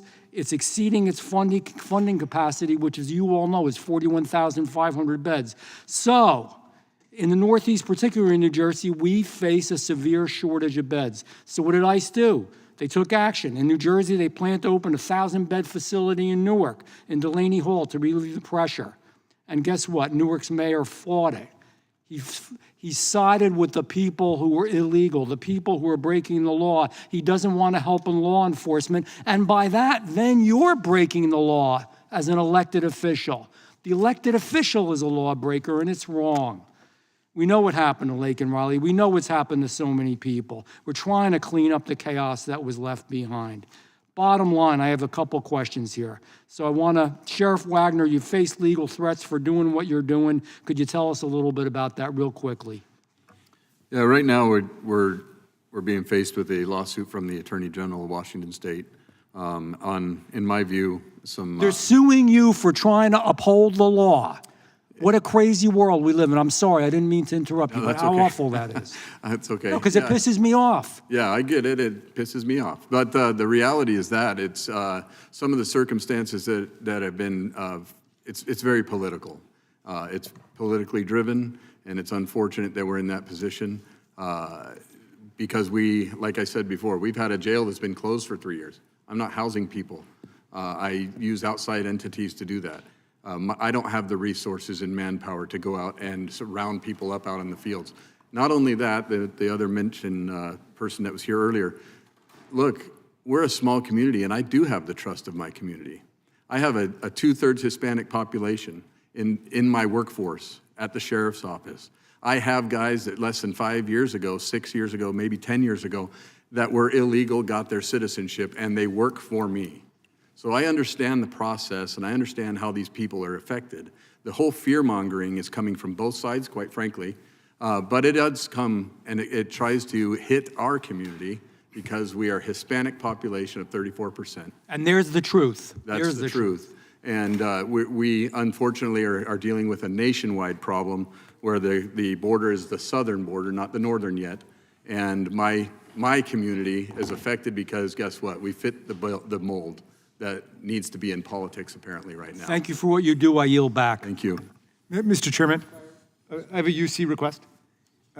This one is from Newsweek. Donald Trump pardon recipients are being charged with new crimes since their pardons. And this is NPR, January 30th, 2025. January 6 rioters pardoned by Trump had criminal records. Without objection. Mr. Garcia. Thank you, Chairman McClintock. Another day and another hearing to distract the country from the dumpster fire of the Trump administration instead of talking about how Trump and Musk are destroying our economy, busting unions, gutting Social Security and Medicaid, stealing people's private information and trampling on civil liberties. Republicans are here to, surprise, surprise, scapegoat immigrants once again. The Republican playbook on immigration is dishonest and cruel. Republicans have lifted up some tragedies that involved immigrants committing a few crimes. This is the exception, not the rule. I live in an immigrant neighborhood in Chicago. I know what it's like. But the antidote to dishonesty is truth, and that's what I'm going to talk about. The truth here is that there's significant evidence that welcoming jurisdictions have lower crime rates, lower poverty rates, lower reliance on public assistance, and lower unemployment rates. This is from a stakeholder, someone who lives day in, day out. Do I want to live in a dangerous neighborhood? I have a wife, I have children, I have grandchildren. But welcoming jurisdictions have had to do this for good reason. And the truth is that the courts around the country have repeatedly upheld welcoming policies like the ones in Chicago, Cook County, and Illinois. They've also held that forcing states and localities to participate in immigration enforcement violates the Constitution. The truth is that welcoming policies increase trust between community and law enforcement. That's why forcing states and localities to be an instrument of ICE is opposed, not only by local law enforcement leaders, including Chicago, but also by many crime victims groups like the National Task Force to End Sexual and Domestic Violence. But despite all of this, Republicans are championing a bill that would cut billions of federal funding for essential programs like public safety, education, and transportation if states and localities do not sign up to enforce Stephen Miller and Tom Homan's reckless, racist, and illegal immigration agenda. Major Franklin, thank you for being here. Let me ask you, would cutting funding for these essential programs help or harm public safety in your opinion? Cutting the funding for those programs would definitely harm. It's no doubt about it. And the services are extensive, and that's one of the things that the Law Enforcement Action Partnership helps communities do, cities and towns, is to manage their limited resources and find other ways of dealing with community issues and problems other than law enforcement. Thank you. And in your experience, how do welcoming policies affect domestic violence survivors and other crime victims? So outside of my law enforcement experience, when I was with the Baltimore Police Department, I was also the president of an organization called Turnaround Incorporated.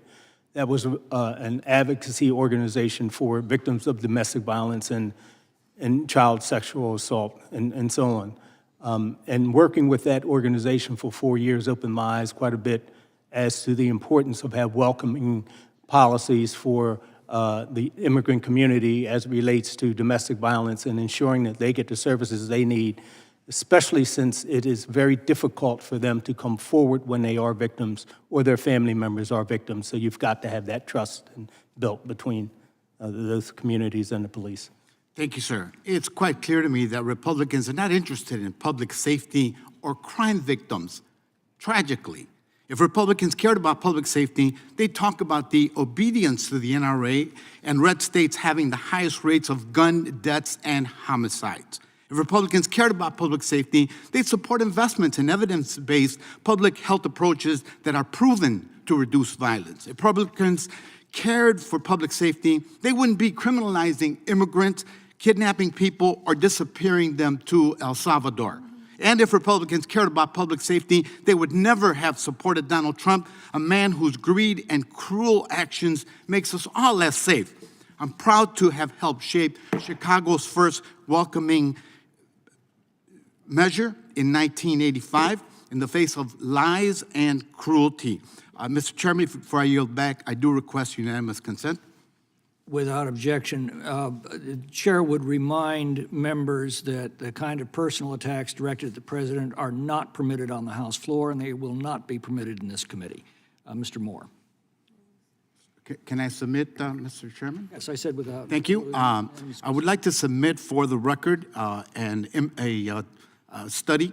Immigrants do not commit more crimes in the U.S. despite fear-mongering.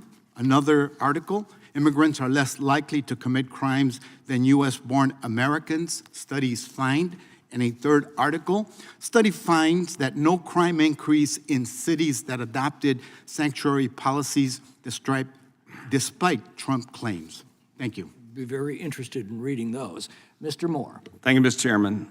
Thanks to the Biden-Harris administration, border crisis, illegal aliens flooded sanctuary cities, overwhelmed their infrastructure, and maxed out their budgets. According to the New York City Mayor Eric Adams, by the end of the fiscal year 2025, the city had spent more than $12 billion on illegal aliens for their city. A study also shows that for Denver, one study estimated that city had spent $356 million on illegal aliens. And Ms. Walters, according to the report, the mayor of Chicago spent $638 million in vendor contracts for illegal aliens since 2023. Ms. Walters, have you seen your taxpayers' dollars being used to benefit illegal aliens instead of the American citizens? Yes, and actually, after he spent all that money, he then came back and tried to propose a $300 million property tax on the American citizens. So not only did he take our tax dollars and spend it on people who, and let me just say this, when you come across that border illegally, you have broke the law, therefore making you a criminal. So the 20 million people who cross this border are criminals. So let's just get that, get that straight right now. That's why we trust President Trump, because he is listening to the American citizens. And the Democrat Party, that's why their rating is, 26%? Because they refuse to listen to what the American citizens want. Ms. Walters, I think really, Ms. Walters, I think really you're right. And I think, so is that how you see Chicago flipping red? Is it the immigration issue? I know that was a big issue in this election, and I agree with you. If people come across the border illegal, they are lawbreakers by definition. And we're not a sanctuary city in Alabama, but I'll tell you this, I had a 14-year-old girl drug into a restroom in Wetumpka, Alabama, and raped by an individual who he had claimed to be a minor when he came to the U.S. He was 31 years old. And the Biden administration didn't bother to do a background check, turning him loose into our community. And we're not a sanctuary city. I cannot imagine what these sanctuary cities are having to deal with. And these law enforcement officers, when they're trying to just, for public safety purposes, catch people and then not even notify us because they just want to release them back into the community. So tell me, so you think this issue of just the very people who supported the Democratic Party are being left in the cold, in my humble opinion. And so is that how you're seeing Chicago flip red because of the Democratic policies and what they're doing to those communities they're supposed to be protecting? Yes, Chicago flips red established because of that. And we are going to make it our business because we have seen the destruction that the Democratic Party policies have done to our communities in our city. It's funny that Mr. Garcia is from Chicago and he cannot tell you what's happening in our community, because if he came into our community, he would see all the gang graffiti, the Trendy Agua signs, the MS-13. He would see that across the street in the park and where they're putting the shelters at, that all the needles that's in the park, all night. All we hear is music all night, and the drinking and the defecating on the streets, all the the illegal restaurants that are allowed to operate on the residential, on our corners. So Ms. Walters, in some ways, you feel almost like a prisoner in your own community because of the policies of the administration prior to Trump.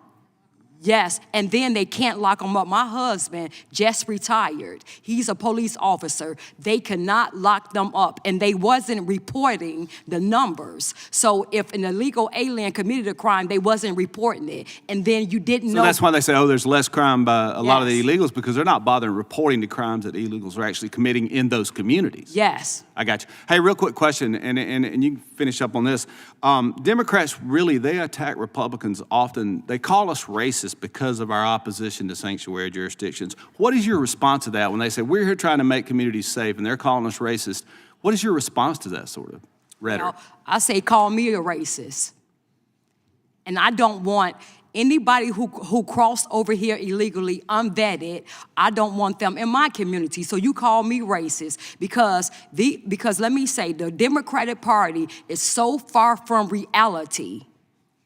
They go in their gated communities. I don't see any of those people that's advocating to keep these people here. I don't see them in their house and their communities. They don't have them around their children or their husbands, but yet and still they're advocating for us to allow this in our communities around our kids and our families. Thank you, Ms. Walters. I got to yield back. Thank you, Mr. Chairman. Time has expired. Ms. Crockett.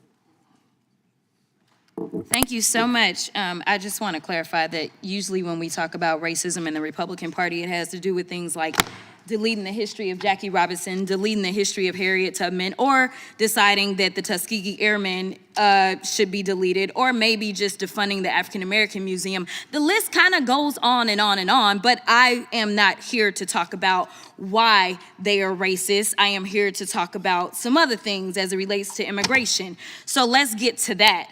You know, it's interesting because we got all these theories. I don't know why we put up with getting data and facts if we just gonna sit here and talk about how we feel. So, you know, maybe we can inject some facts into these feelings. I'm not really sure. But as somebody who has actually practiced criminal defense, I don't know if there's anybody else in here who has, I can tell you that I have handled thousands of cases, not hundreds of cases, thousands on the state level in Texas, Arkansas, and the federal level. And I can tell you that, you know what? If I had to look at the vast majority of the cases that I was representing criminal defendants on, the vast majority of them just didn't happen to be immigrants. These are just the facts of my experience, and maybe the immigrants went to somebody else. I don't know, but I can tell you in my actual experience, in real life, in reality, and not in this fallacy world that y'all are making up where you hate on everybody. So my Republican colleagues are here using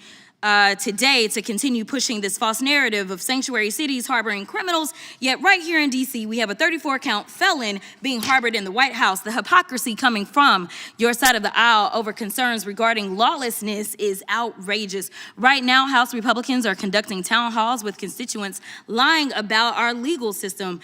that, quote, there is no due process if you come here illegally because you violated the law, that immigrants, quote, are not entitled to due process. Nowhere in the Constitution does it say that. We all want to live in a country where we respect the law. So I'm a bit surprised that Republicans aren't up in arms with Trump detaining and deporting U.S. citizens and people who are lawfully present here in the United States. What Trump and ICE are doing is a disgrace, and it's all being done without respect for our laws. For example, Mr. Neri Alvarado, a Dallas-based baker, was arrested and deported to El Salvador prison for having an autism awareness tattoo in honor of his 15-year-old autistic brother. This was done despite never having been to El Salvador, despite having no gang affiliation, and despite having no organized crime connection. He was deported because ICE agents have been detaining, quote, all Venezuelans with tattoos. And to be clear, this type of racial profiling isn't just a one-off. In fact, the ACLU, using DHS's own data, mind you, found that at least 65% of the states and local agencies voluntarily working with ICE have records of racial profiling and civil rights violations. Mr. Franklin, first of all, and Sheriff, let me thank you for your service too, because I appreciate law enforcement. I just want to put that out there. But Mr. Franklin, Major Franklin, you're a decorated law enforcement officer. Yes or no, in your experience, does racially profiling people make communities safer? No. And yes or no, does ICE forcing state or local law enforcement to detain people make communities safer? No. You know, it's interesting because we've already, and we're gonna, do Groundhog's Day a couple of times, seemingly here. Actually, let me give you the facts real quick before I go to that. In fact, a report for the American Immigration Council found that cities that didn't enforce ICE detainers have 35.5% lower crime rates, 2.3% lower poverty rates, and rely less on public assistance, including 4.9% less for children under 18. And I do want to be clear, right now, ICE is trying to work with the IRS because we actually take in billions of dollars because of immigrants in this country, and now they're gonna try to get them out. And I'm gonna tell you that the biggest issue that we have, I really don't think this should be a partisan issue, so I'm going to agree with my Republican colleagues. I think that we all should want to be safe in our communities. The problem that we have is that we have an incompetent administration, that everything that they touch turns to shit. Because what they do is they take a wide sweeping brush and they have decided that the enemy is now going to be immigrants instead of taking a scalpel. That's all we're asking, is to be exact in what you're doing instead of taking a sledgehammer to everything. Thank you, and I will yield. Mr. Hunt. Thank you, Mr. Chairman. The Democrats keep using the phrase constitutional crisis, but the real constitutional crisis is sanctuary city mayors, DAs, and judges who are defying federal law and preventing the president from doing the job that he was elected to do by the American people. It is the job of the federal government to keep Americans safe. When violent gangs are taking over American cities like Chicago, that is an invading army. When you can't live peacefully in an apartment in Colorado, that is also an invading army. No judge, DA, or liberal mayor should be able to usurp the power of our commander-in-chief, who was elected by 77 million Americans, and now the Supreme Court agrees. Since the Democrats do not like the result of the election, you would think that they will be focusing on the midterms coming up, but instead they are engaging in a judicial coup d'etat. The reason they are not focused on the midterms is because they are not confident that they can take back control of the House of Representatives in 2 years, because they have no leader and they have no valid message. The Democrat Party has a 21% approval rating with voters in this country. And why? Because their only message is Trump is bad. They've gone so far as to attack people for driving electric vehicles. They openly admit that they are DEI hires, and they claim that the reason they're not popular with voters right now is because they are not opposing Trump enough. That's the reaction to their failure. Their solution is to become more extreme and more unpopular with their policies. This question must be asked: does the Democrat Party hate President Trump more than they love our country and more than they love the safety of my fellow Americans? This might explain why they are willing to overtly defend members of Trinidad MS-13 rather than stand up and clap for a child with a terminal brain cancer illness, or for a young man admitted to West Point, my alma mater, or for a family of the gentleman who was murdered in Butler, Pennsylvania. Trump derangement syndrome is real. It's a real thing. And sanctuary policies are harming my fellow Americans, as my witnesses have testified here today.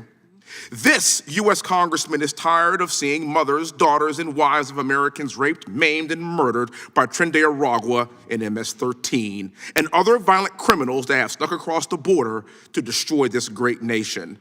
All of us should support ICE raids, the hard work of Tom Homan, Customs and Border Protection, and the policies of our duly elected Commander-in-Chief. Ms. Carter-Walters, thank you for being here, ma'am. I really appreciate your testimony earlier. In your experience, specifically in Chicago, are communities of colors disproportionately impacted by illegal migrants getting special privileges? And if so, how? Yes, so they are placed in our communities. They are not placed anywhere else but in our communities. And they are taking over our schools. So whereas you already had overcrowded schooling, so you might have 20 to 1 class. Now you have 40 to 1 class, and then they don't speak English. So now that's taken away from the child already who is already in an overcrowded classroom. And then you have where now we can't even, they took over our parks. So where you'll have grandmoms and things, kids, to keep the kids off the street, they house illegals into the field houses. So they took over our field houses. And then now apartments, whereas because our mayor is paying so much money for illegals to house them, now we have tenants that can't even, the landlords that won't even rent to American citizens because they're renting to illegals because they get paid more for illegals. Now, let me ask you the next question, ma'am. You've been black for a pretty long time, right? Yes. So me too. I mean, I've been black for my entire life, so just want to acknowledge that. So by basically what you're saying, do you view yourself as a different American, or do you just care about the safety of our community? Are you a racist for feeling this way? No. Thank you very much. And Sheriff Wagner, thank you so much for your service. I really appreciate all you've done for this great country. You've been a hostage negotiator, detective, a patrol sergeant, and sheriff. Your accolades are unbelievable. My question for you is this: what are the Democrats in your state doing to prevent you from doing your job? And do you expect more of this, or are you not allowed to enforce the law? It's come down to I'm not allowed to or else. And that's really what we're faced with. We have an attorney general that is going by his marching orders, whatever you want to call it, and coming after our little agency to serve as a message to the rest of the state of Washington. And if you look behind me, that's why these sheriffs are here today. They all feel the heat. They feel the situation is bearing down on us. We're only 39 sheriffs in our state, and our state needs sheriffs, believe it or not. But they keep trying the attack constantly. Thank you. And as somebody that has worn the uniform, I understand the importance of leadership, and it starts at the top. Thank you so much for what you've done for our great nation. Has expired. I have a unanimous consent request. I yield back the remainder of my time. Thank you, Mr. Chairman. There was no time remaining. I have a unanimous consent request. Go ahead. To enter into the record an article about it's entitled, U.S. Citizen Sues Department of Homeland Security Following 3.5 Years in Immigration Detention. Without objection. I have another article entitled, Marine Veteran Was Among U.S. Citizens Detained by ICE, ACLU says. Without objection. Thank you, Mr. Chairman. I yield back. Mr. Chairman, I've got one more UC request. This will be interesting to members. Just breaking news, Trump appointed federal judge, blocks all deportations from Southern District of Texas under Trump's Alien Enemies Act proclamation. You know, it was moved from DC to Texas. Without objection. And Mr. Chair, I have a UC request as well. This is actually laying out, this is setting the record straight on local involvement in federal civil immigration enforcement, the facts and the law. It lays out multiple settlements because of violations of people's constitutional rights. Without objection. Thank you. Mr. Cohen. Thank you, Mr. Chair. We're fiddling while Rome burns. Our country is in danger of losing the democracy that we valued for so many years. And we look forward to the 250th anniversary of our Constitution and our nation, when the Constitution that James Madison drafted is being torn apart by this administration. Powers that are given to the legislature, powers of the purse in Article 1 to Congress, are being surrendered to the executive. The ability to just eliminate offices that have been funded by Congress have been given to the executive. There are checks and balances in our Constitution, precious checks and balances that make us different from countries like authoritarian countries, where the ruler is like the king and does whatever he or she wants. And we're destroying those checks and balances. Congress is supposed to check the executive, and we're not doing it. They're taking our powers. They're destroying offices that were created by Congress, like the Department of Energy and the Department of Education. And the Peace Institute, which was set up as an independent group, not part of Congress, not part of the executive, and they've gone in, Doge, with police officers from D.C. and taken it over, and they're trying to eliminate it. And there are all other kind of offices like that they're trying to eliminate. Our country is in danger right now.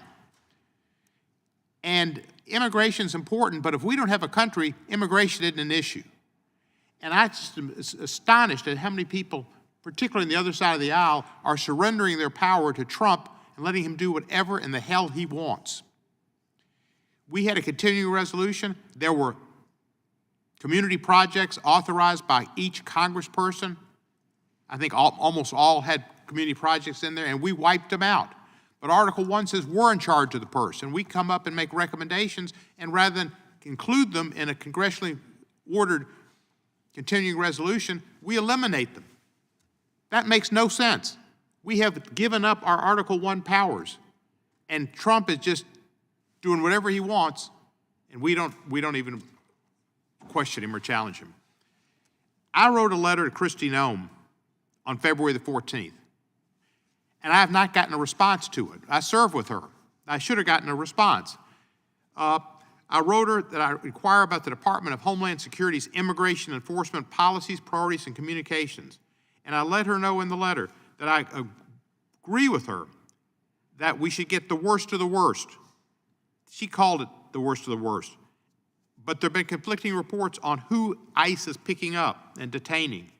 And I appreciate her letting me know who they picked up, how many of those were child sexual abusers, homicides, or rapists, where those individuals were apprehended and where they were previously in custody of another law enforcement agency, and how many went to Guantanamo Bay and whatever.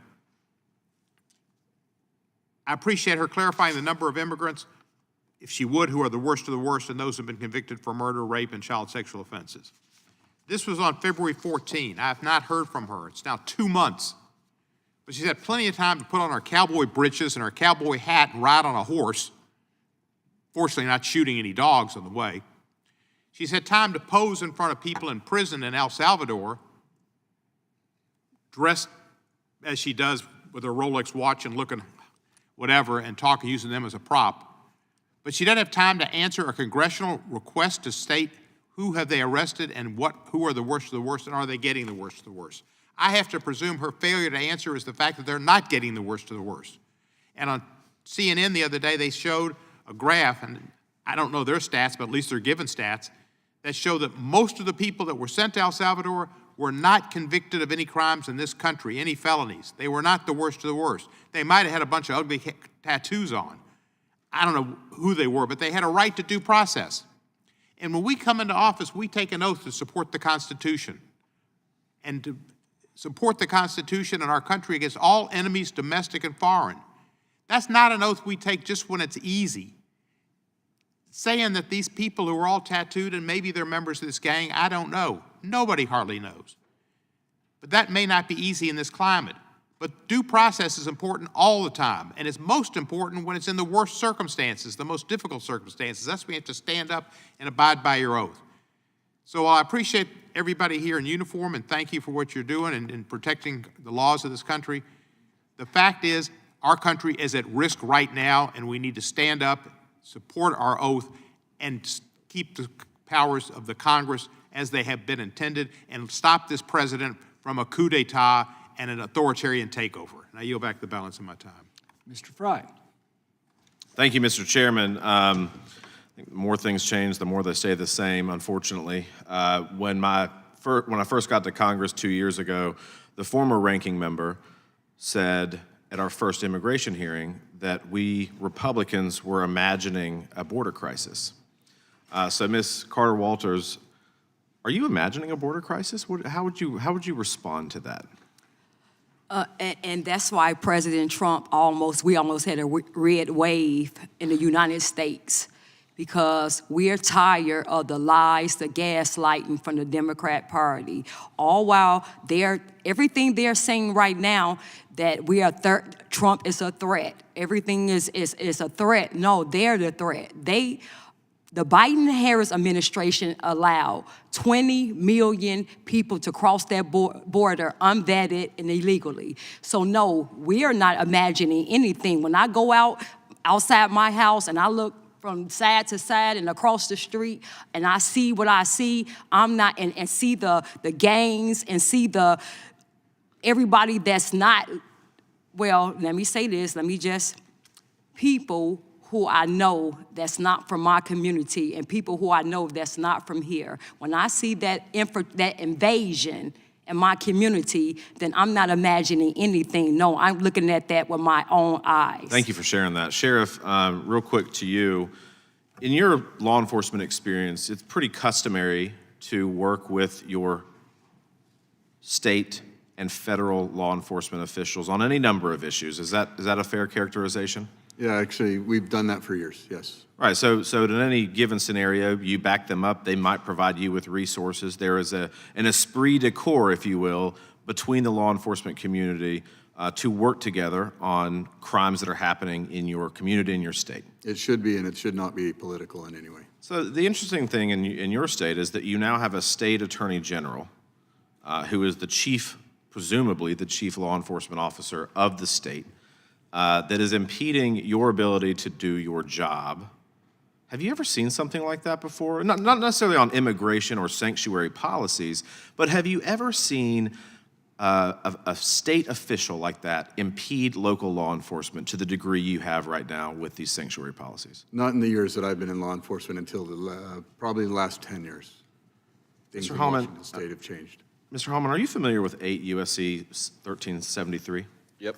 What is it, just to paraphrase, what does it say? Well, I mean, it's a critical statute when it comes to immigration enforcement, and something that Democrats obviously ignore and disregard like they do every other part of immigration law.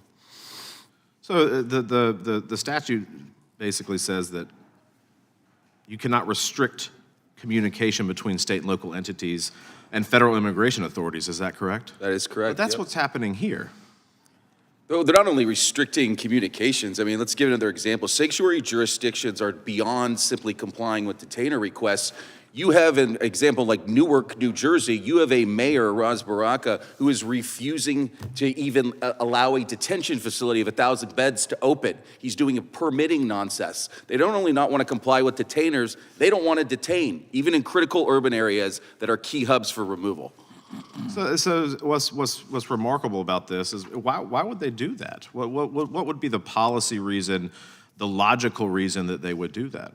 It's all by design. Again, it's all these urban areas. You're going to start seeing it too. Again, it's not just, hey, we want to keep you in the shadows. We want you to do as you please, live as you please. They want to make each jurisdiction in a flagrant abuse with a middle finger to the White House when it comes to enforcing our law. That's what they're doing. They're dismantling detention, immigration enforcement, and when it comes down to it, there's preventable crimes. We're going to keep seeing them, and until adequate funding is provided to President Trump and ICE to do mass deportation and everything, it's going to be in our hands too. Yeah, well, maybe we can start with some funding by restricting the ability of these cities. I mean, if we're giving them grants, what are they going to? Or if we're giving them money, but they're not actually cooperating or helping. I think to the sheriff's point earlier, it's really alarming to me that that sanctuary cities even think that it's acceptable to exist, right? That this is a policy that is not based in reality, that it's an emotional response to, you know, the big orange man as a bad guy in the White House. That's kind of where they seem to be going, and that we would not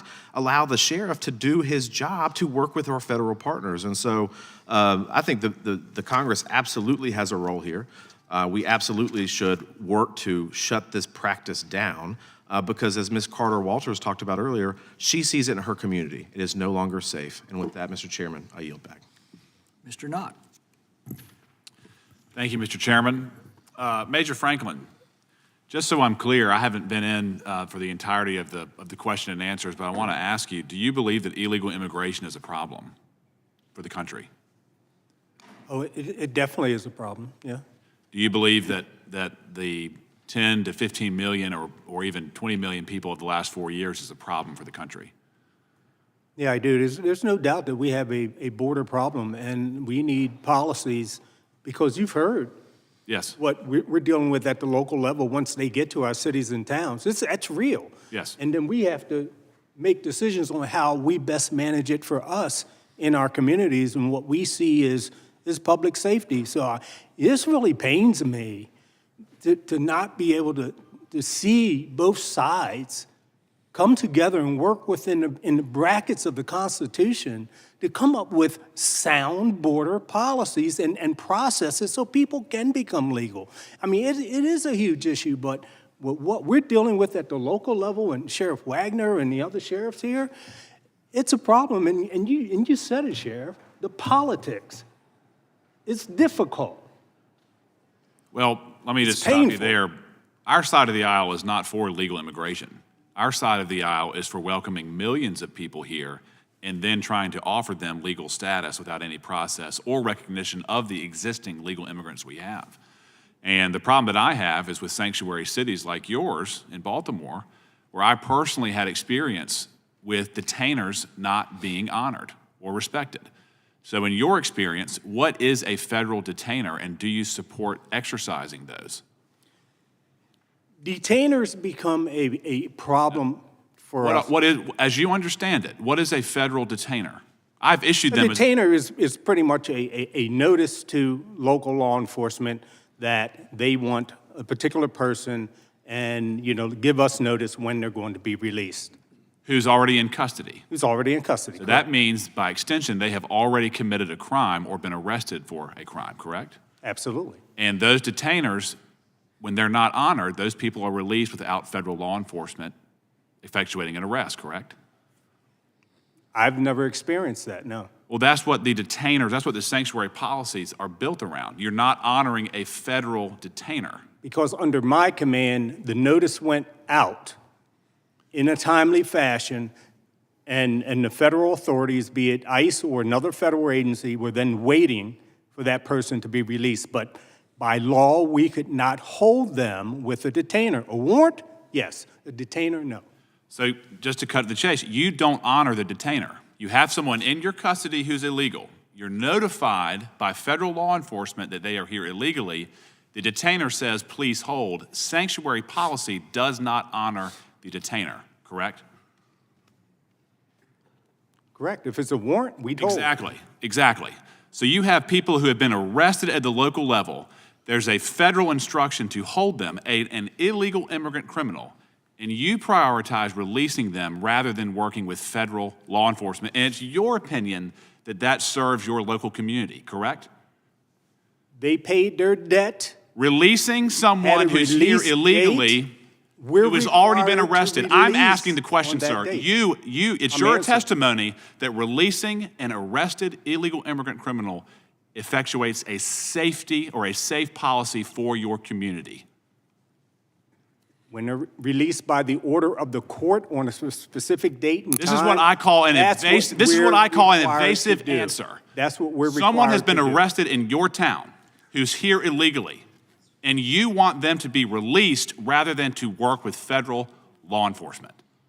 And it's your testimony that makes your community safer. We work according to the law. Do you think that being here illegally is consistent with the law? With with the federal law or state law? Federal law. No. When they commit a crime, they get arrested by your law enforcement agency. It's a civil process you're talking about. It is not a civil process. They are not brought into your jail by a civil action. Will the gentleman yield? Local I will police not. do not have the authority to enforce that federal law. They have the authority to hold someone when a federal detainer is issued. And that you're skirting the issue. They were in your custody for some other action, correct? Which they've served their time for, yes. For some other action. And when you issue a hold, it is a sanctuary policy to let them go, correct? Sanctuary policy. I'm talking about what I know to be a legal policy. My time's expired. I think that the point was... Mr. Chairman, I have a unanimous consent request. I'm sure you do. Shall I go ahead? Yes. Okay, great. I'd like to enter into the record an article, Police Say ICE Tactics Are Eroding Public Trust in Local Law Enforcement. See, from NPR. From NPR. I have another unanimous consent request to enter into the record an article entitled Immigrant Sanctuary Policies and Crime Reporting Behavior, a multi-level analysis of reports of crime victimization to law enforcement 1980 to 2004.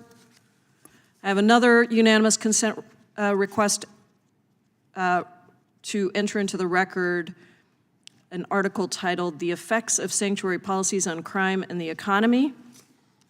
And a final one, not a final one, some more, to enter into the record, Can Sanctuary Policies Reduce Domestic Violence? And another one, The Local Effects of Federal Law Enforcement Policies, Evidence from Sanctuary Jurisdictions and Crime. These are all supporting the very real data that shows that cities and towns and states across the country with these policies are safer. Request, without objection. Thank you, Mr. Chairman. Mr. Schmidt. Thank you, Mr. Chairman, and appreciate the witnesses' time and being here today. It's an easy issue for most of us, at least it is for me. I mean, as a matter of principle, federal law says these folks, once convicted and subject to removal as a matter of federal law, you ought to have cooperation and communication among the various levels of government in order to effectuate the purpose of federal law. That's not a particularly difficult concept. I recognize, I was a state official for 2 decades. I recognize what's essentially a states' rights argument on the other side, the anti-commandeering doctrine and the theory, the idea, the legal principles that there are limits on what the federal government can do to compel states to do things they don't want to do. And I've always kind of thought in this space, the way I've looked at it is that, states and locals probably, as a general matter, have the ability to stand by and not be terribly helpful, but they don't have the ability to actively impede, either by action or omission, the enforcement of federal law. And Sheriff, you're in the middle of the bullseye right now as all this intersects. Do you look at it in a similar way, or how do you draw that line? Yeah, I look at it's very similar, but the problem that we face in Washington State and sanctuary policies. I mean, we talk about Chicago. I'll go back to Chicago. We had an illegal immigrant come to Chicago with his wife and kill her in our county, right? A few years ago. It affects us on a huge scale to not be able to communicate with another law enforcement entity. We got to stop these things that's called defund the police, and now because one side has control or whatever, now all of a sudden we have a situation where ICE is the bad guy, and now we got to get rid of ICE.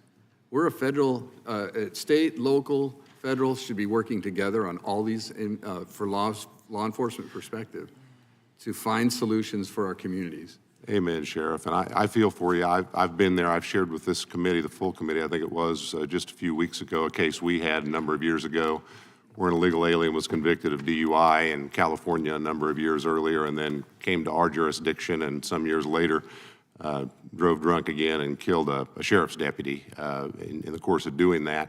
And I went back and double-checked prior to this hearing, and sure enough, there's at least no record that the California authorities, when they released that fellow from their state jurisdiction or local, I don't know what it was, had ever communicated with ICE. There was no detainer request, no record. And So, what happened in California didn't stay in California. It came to my state and killed a young law enforcement officer. So we have an interest in each other's handling of this, and it's perhaps a profound interest.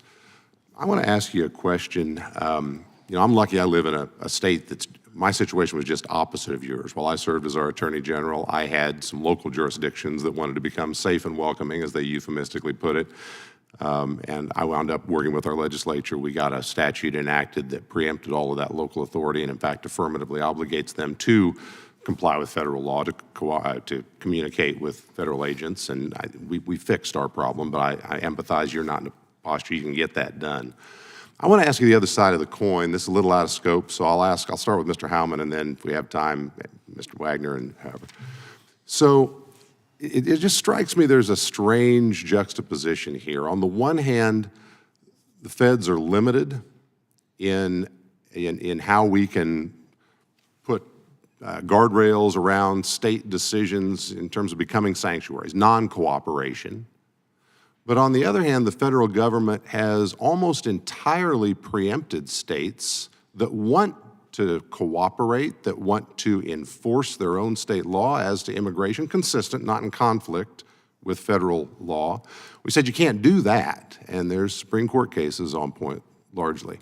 That's not a constitutional function. It's a function of decisions made by this body. It's statutory preemption. And I'm just wondering if, sauce for the goose is sauce for the gander, and as we're trying to figure out how we fix the sanctuary problem, should we also be talking about easing up on preemption so that states or locals that want to be helpful in immigration enforcement of federal law, parallel enforcement, enactment, enforcement of state laws, should be able to do that? And Mr. Hamilton, what do you think about that? Well, again, under President Trump, one of the key things he's done, it's not a new or unique authority that would be expanded, but again, 287 agreements. I know, but it's not the same. Yeah. 287G requires a partnership and agreement between the federal government and the states, so when you have a hostile federal administration, they just stop agreeing. I'm talking about actually easing some of the preemption provisions that are in the INA so that states that want to enact and enforce laws that are consistent Mr. Chairman, with federal policies may do so. this is time. We just need to be consistent. Mr. Chairman. If you're going to cut off my witness, then I expect that you would. Thank you.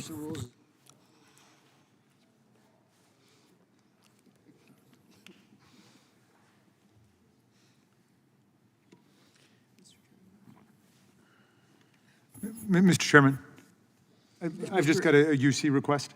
All right, go ahead. These are 5 district court opinions which say that it is unconstitutional under the Fourth Amendment to hold someone beyond the term of their sentence on a mere detainer as opposed to a warrant. Without objection. Thank you. Mr. Grossman.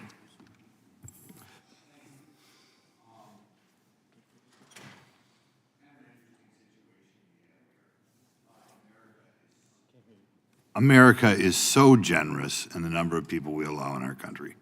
I don't think it's pointed out enough. We have, I think over the last 3 years, an average of about 860,000 people every year who are naturalized citizens, who are sworn in as new citizens and did things the right way. And that's in addition to, we let in about 470,000 people on student visas, about 900,000 people who are on citizens on work visas. So we're very generous. Nevertheless, we just got through a 4-year period in which we had a president, and I have sympathy for people as they're kicked out of the country because they might have been listening to our president at that time. Our president, in essence, encouraged 10 million people to enter the country in the last 4 years, knowing that eventually, if we had a law-abiding president who respected the law, we were going to have to remove this 10 million people, and which we should do because it's an insult, it's a slap in the face to anybody who came here legally, as they will quickly tell you, and you're going to get too much of a quick change in America, our cultural change, if you allow that many people in the country that quickly. So in any event, one of the things that concerns me is the mindset of people who really encourage breaking of the law. And we have the problem in Wisconsin, where we have a governor, we have a mayor of Milwaukee, who is not being helpful to ICE like they should be. But do any of you folks, I guess we can start with Mr. Wagner at the end, have you had any experience with these people who apparently want us to ignore our immigration laws and what goes on in their contorted mind? Why they can't just say, like, 850,000 a year, you know, get in line, do it legally? Yeah, I can't speak to someone's mind, obviously, but I can tell you that we have those conversations within my employment and my people that work for me that have been through the process, that have family members that have come here, some of them potentially their parents or relatives before illegally, and they're generational now. So there's a lot of those kind of discussions that happen, and there is some insulted people that have done it the right way that don't feel that this is correct. Yes. Mr. Hallman, have you come across these rather bizarre people who have been encouraging people to break the law, and bizarre public officials who don't want these people removed? Can you imagine what's going on in their mind? On the left, you obviously have the immigration lawyer industrial complex that is really licking their chops over everything that's going on right now. It's interesting to see that even on social media or every public debate arena, all these lawyers and activists and everything, all they seem to care about is body art and other things like that as defending them from being unable to be removed and stuff, blasting obviously conditions in other countries. It's just everybody on the other side either has a financial interest in it or their interest when it comes to their extreme worldview of transforming our country. We do have, I hate to say, businessmen in my own district who want a lot more immigrants above the legal amount because they don't want to give their employees a raise. And I think that's a motive that's going on out here, because they know if we got a lot of people here illegally, they'll be able to work for less and they won't have to give the average American a raise. And I think that's a motivating factor too. We got to get the view from Chicago. Ms. Carter-Walters, do you have a view as to why these people want to encourage people to break the law? Well, we believe that because the Democrat Party have a 21% approval rating, they need voters, first of all. And it's disgusting to hear that they're advocating for people who broke the law to come to get here, and to hear them talk about their rights, all while infringing on our rights as true American citizens, is disgusting. And that's why we, the people, trust President Trump, because he listens to us. He's a president of common sense, and who in their right mind will be pushing. Now they see that 80% want mass deportation of everybody. Like you said, when you allow millions of people to come over here illegally, saturating America, then that means that we have to get them out of here and then bring them back and let them come in the correct way. And this, under the Biden and Harris administration, they opened the border, and under President Trump, he's fixing the problem. So we, the American citizen, we are okay. Ms. Carter-Walters, I'm sorry to cut you off, but the ranking members quite insisted on this point. Yes, So I will have to ask you Fairness in the to committee is conclude appropriate. and recognize Mr. Onder. Thank you, Mr. Chairman, and thank you for all the witnesses here today. You know, less than a week after I was sworn in as a new member of Congress, one of my 18-year-old constituents was sexually assaulted on a Lyft ride, which was driven by an illegal alien who had overstayed his tourist visa. 5 days later, this same illegal alien again kidnapped and assaulted another one of my constituents, this time while we're driving an Uber. Thankfully, our local St. Charles County, Missouri Police Department arrested him 2 days later, and this violent illegal alien faces multiple felony charges, including second-degree sexual assault and third-degree kidnapping. And while he's being held on a $250,000 bond, ICE could issue a detainer requesting St. Charles County PD to notify ICE before he's released from custody so that ICE can take him into custody And I have no doubt that in St. Charles County, the police department will cooperate. In addition, Missouri has a law which I actually passed in 2008 banning sanctuary jurisdictions and at the same time requiring local police to cooperate with ICE in enforcement of our immigration laws. But of course, and that's why we're here today, in other states and jurisdictions, some police departments routinely deny these ICE detainers, returning violent illegal aliens like this rideshare driver back into our communities. Sanctuary cities are dangerous because they release safety threats back into our communities. And of course, Tom, our new immigration czar, Tom Homan, recognized that he will make fighting this a priority. Mr. Hellman, if a sanctuary city ignores or denies an ICE detainer, does ICE eventually apprehend the criminal alien? It obviously depends on the situation, and obviously ICE has resource constraints and their ability to comply with, to issue every request and how it works. I mean, the operational roadblocks that ICE is currently hitting, based on the accounts that are running dry, the money they're having to backfill. Yes. They're not even close when it comes to capability at the moment. So that would be sometimes called an at-large arrest. And why is that more dangerous to ICE officers and to the aliens and to the community than if the jurisdiction simply honored an ICE detainer? I mean, because they have to go out in the field and conduct a removal effort that is complex. And you're already seeing it, too, the other side of groups on the left. We're out there leaking pending operations of them going to raid a house because they don't want it to happen when they're putting them at risk. Every enforcement operation that happens out there is at risk for them. 98% of illegal aliens are currently roaming free. We can't even track them with a monitoring device, or they're not even in our custody. We're just, like going out into the abyss and trying to find these people and putting their lives at risk. It's dangerous. And do these illegal aliens who are released, do they sometimes reoffend?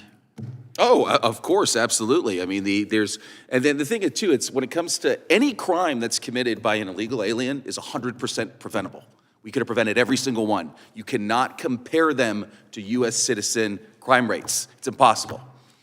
And, proponents of sanctuary jurisdictions sometimes argue that honoring ICE detainers, cooperating with ICE, will erode confidence in the community and the local law enforcement, make people afraid to come forward and report crimes. What say you to that? Show me one example of it. I want to hear one example of a person that was arrested for reporting a crime, and we have legal immigration pathways that do protect witnesses and things like that. Show me one example of it. I still have not heard one from any law enforcement officer. Thank you. And Mr. Chairman, I would, without objection, I'd like to offer, for the record, three studies. One, quote, another fatally flawed study on illegal alien crime from the Cato Institute. Another SCAAP data suggests illegal aliens commit crime at a much higher rate than citizens and lawful immigrants. And a third, Cato Institute's analysis on illegal alien crime, latest in a long history of poor scholarship. I think there's sometimes this narrative that illegal aliens are more law-abiding than American citizens, and I think that is truly indeed false. Objection. Thank you. I yield back. Mr. Gill. Thank you, Mr. Chairman. Thank you for holding this hearing. I think Ms. Walters, said it best that we had a secure border under President Trump in his first term, that Joe Biden opened the floodgates, and now President Trump is cleaning up Joe Biden's mess. So that was very well said. I'd like to begin with Major Franklin. Thank you for being here. Do you know what percentage of illegal aliens reside in sanctuary cities, roughly? No, I don't. It's about 56%, rough numbers. And is it your testimony, and I've got your written testimony here, that local law enforcement should not dedicate time and resources towards information sharing and detainer requirements? It's about, generally speaking, yes, it's about the context. It's about the context, so I'll take that. Specific circumstances, yeah. So there's some criminal and illegal aliens they should I think it's release. more about having good policies on how and when the communication will occur. Okay, we'll come back to that. Let me ask you, do sanctuary city policies and mass illegal immigration help American citizens enter the labor force? Yes or no? I don't know. That's not my area of expertise. Okay, you don't know. Do sanctuary cities and mass illegal immigration help lower housing costs? Yes or no? You don't know? Yep. Do they help reduce the strain on public services or public benefits? You don't know? Okay. Do you think that illegal aliens, you're saying that they should have safe harbor essentially in our cities? Should they have free access to medical care? They should have access to medical care. Should they have taxpayer subsidized access to medical care? Depends upon the circumstances, I guess. I don't know. What about taxpayer subsidized education? It's not my area of expertise. Okay, public housing? Not my You area. don't know? You're inviting them to come into our cities, but you don't have a position on what should happen to them then, other than that illegal aliens should I'm not be inviting detained. anyone. Well, you essentially are, actually. Would you describe Baltimore as a safe city?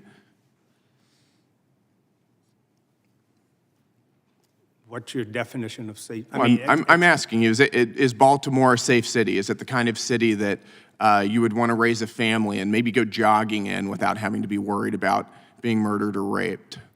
I grew up in Baltimore. My family is in Baltimore. My mother still lives in the same house in West Baltimore. Is it a safe city? 60+ years, so the answer is definitely yes. You think Baltimore is a safe city? Of course it is. Okay, do you know what the homicide rate is in Baltimore? Exactly no. It's about 35 per 100,000. Do you know what the homicide rate is in the rest of the United States? No, I don't. I can tell you that the homicide rate in Baltimore is about 5 times the national average. Do you know how Baltimore's robbery rate compares to the rest of the United States? At the moment, no, I don't. You don't? It's about 8.4 times the national average. Do you know how Baltimore's assault rate compares to the national average? No, I don't. It's about 3.4 times higher. Does that sound like a safe city to you? Safe to me and my family members. So that's safe to you? 5 times higher than the national average for homicides? That's a safe city? Perception. It's what, excuse me? I said it's what for instance, it's perception. It's what you feel as a resident in Baltimore City. If you're murdered, I don't think it matters what you feel, do you? Is it your testimony that the safety Baltimore City depends is a on safe how city. people feel? To me, Baltimore City is a safe city. To you, it's a safe city. I don't think it's safe to the people who are being murdered every single weekend there.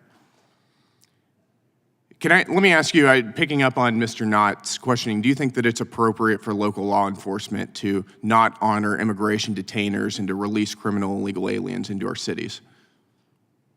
We go by what the courts dictate. Well, I'm asking you if you think that that's an appropriate response. You arrest an illegal alien for a crime. That person has an immigration detainer. You think that it's appropriate to release them, yes or no? When the courts say release them, yes. Do you think that keeps Baltimore safe? If it's done appropriately, yes. No, so you do? Yes. You think that that's a good way to keep? When it's done appropriately according to the law, we cannot sidestep the law because we carry badges. We have to go by the law. My time has expired. Thank you, Mr. Chairman. Mr. Chairman, I have a unanimous consent request. Busy Googling, I see. Yes, because there are a lot of things that are being said on the other side that aren't true. So I wanted to respond to my unanimous consent colleague who asked request. for one What case is the where unanimous somebody consent request? was arrested for reporting a crime. So here is one from the Detroit Free Press.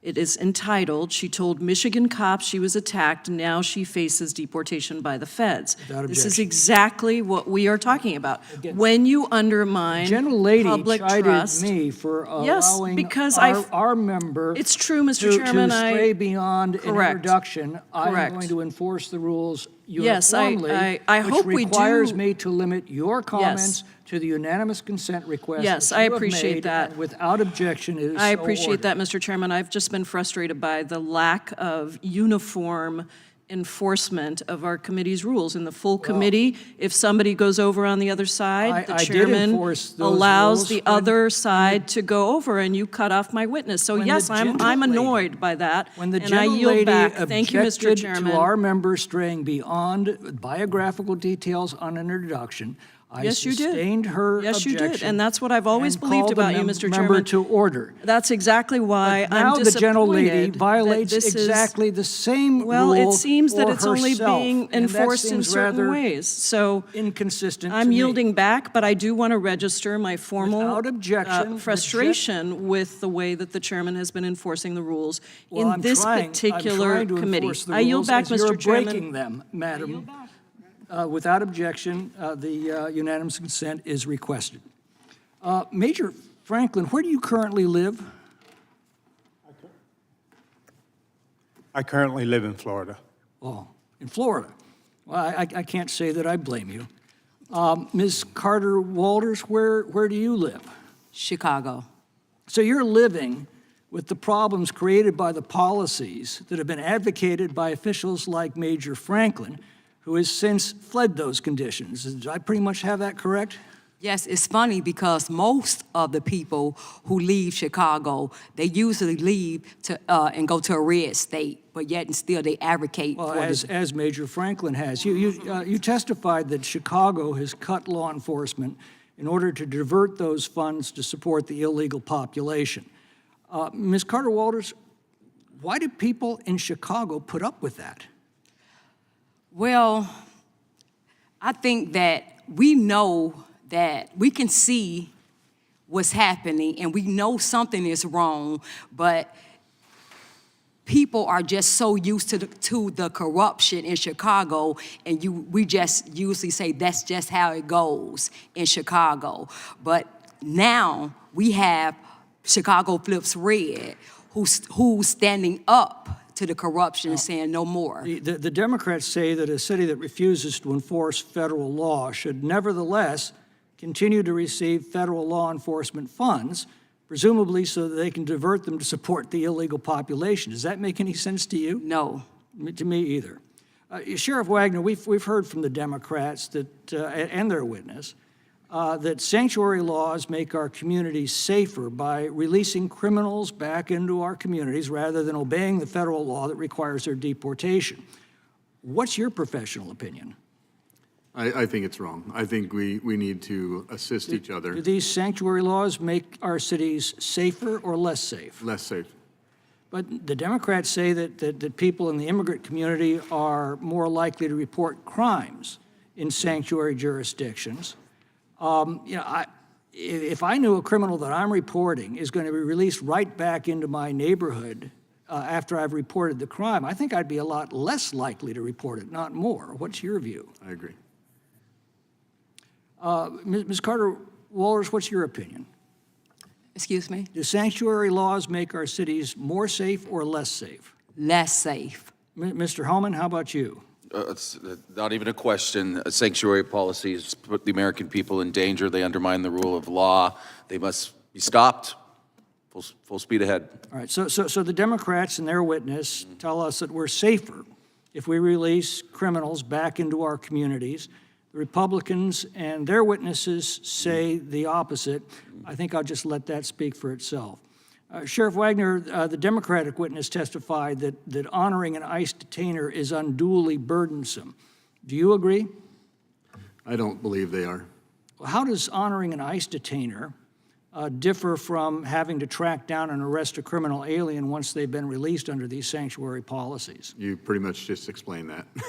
They get released, and it's just harder to get them, hard to go after them, and a lot more dangerous, obviously. So the ICE detainer simply basically requires a phone call to ICE saying, we've got this individual in our custody, they're about to be released, you've got 48 hours to come and get them. Correct. Okay, so that takes about, what, 15 seconds? I couldn't time it, but I... And then once that individual has been released because that phone call was not made because of these sanctuary laws, what's involved in apprehending that criminal at that point? Yeah, well, it depends on who the criminal is, obviously, what they're wanted for, those kind of things. But anytime you go outside and give a person an avenue of escape or or a determination not to be caught or taken into custody, you inherently take on a huger risk. I mean, and that's just the reality of what we deal with in law enforcement, not just ICE agents, everybody in law enforcement. So obviously, at risk of the lives of our law enforcement officers, what does it do to innocent bystanders? It's increased for everybody. That's just the reality. But that 15-second phone call is just too burdensome to these woke public officials. I'll let you comment on that. The ranking member tells us that the association that represents big city police chiefs supports sanctuary policy. Sheriff Wagner, who appoints these big city police chiefs? As far as I'm aware, they're done by a mayor or a council. Basically woke Democratic officials. Correct. Well, I shouldn't say correct on the woke. I don't know. Well, great. But anyway, thank you very much for your testimony. That concludes my questions, and that concludes the committee's questions. So that, in turn, concludes the committee hearing. Without objection, all members will have 5 legislative days to submit additional written questions for the witnesses or additional materials for the record. And without objection, the hearing is adjourned. Thank you. You did awesome. See, you was scared. You did awesome.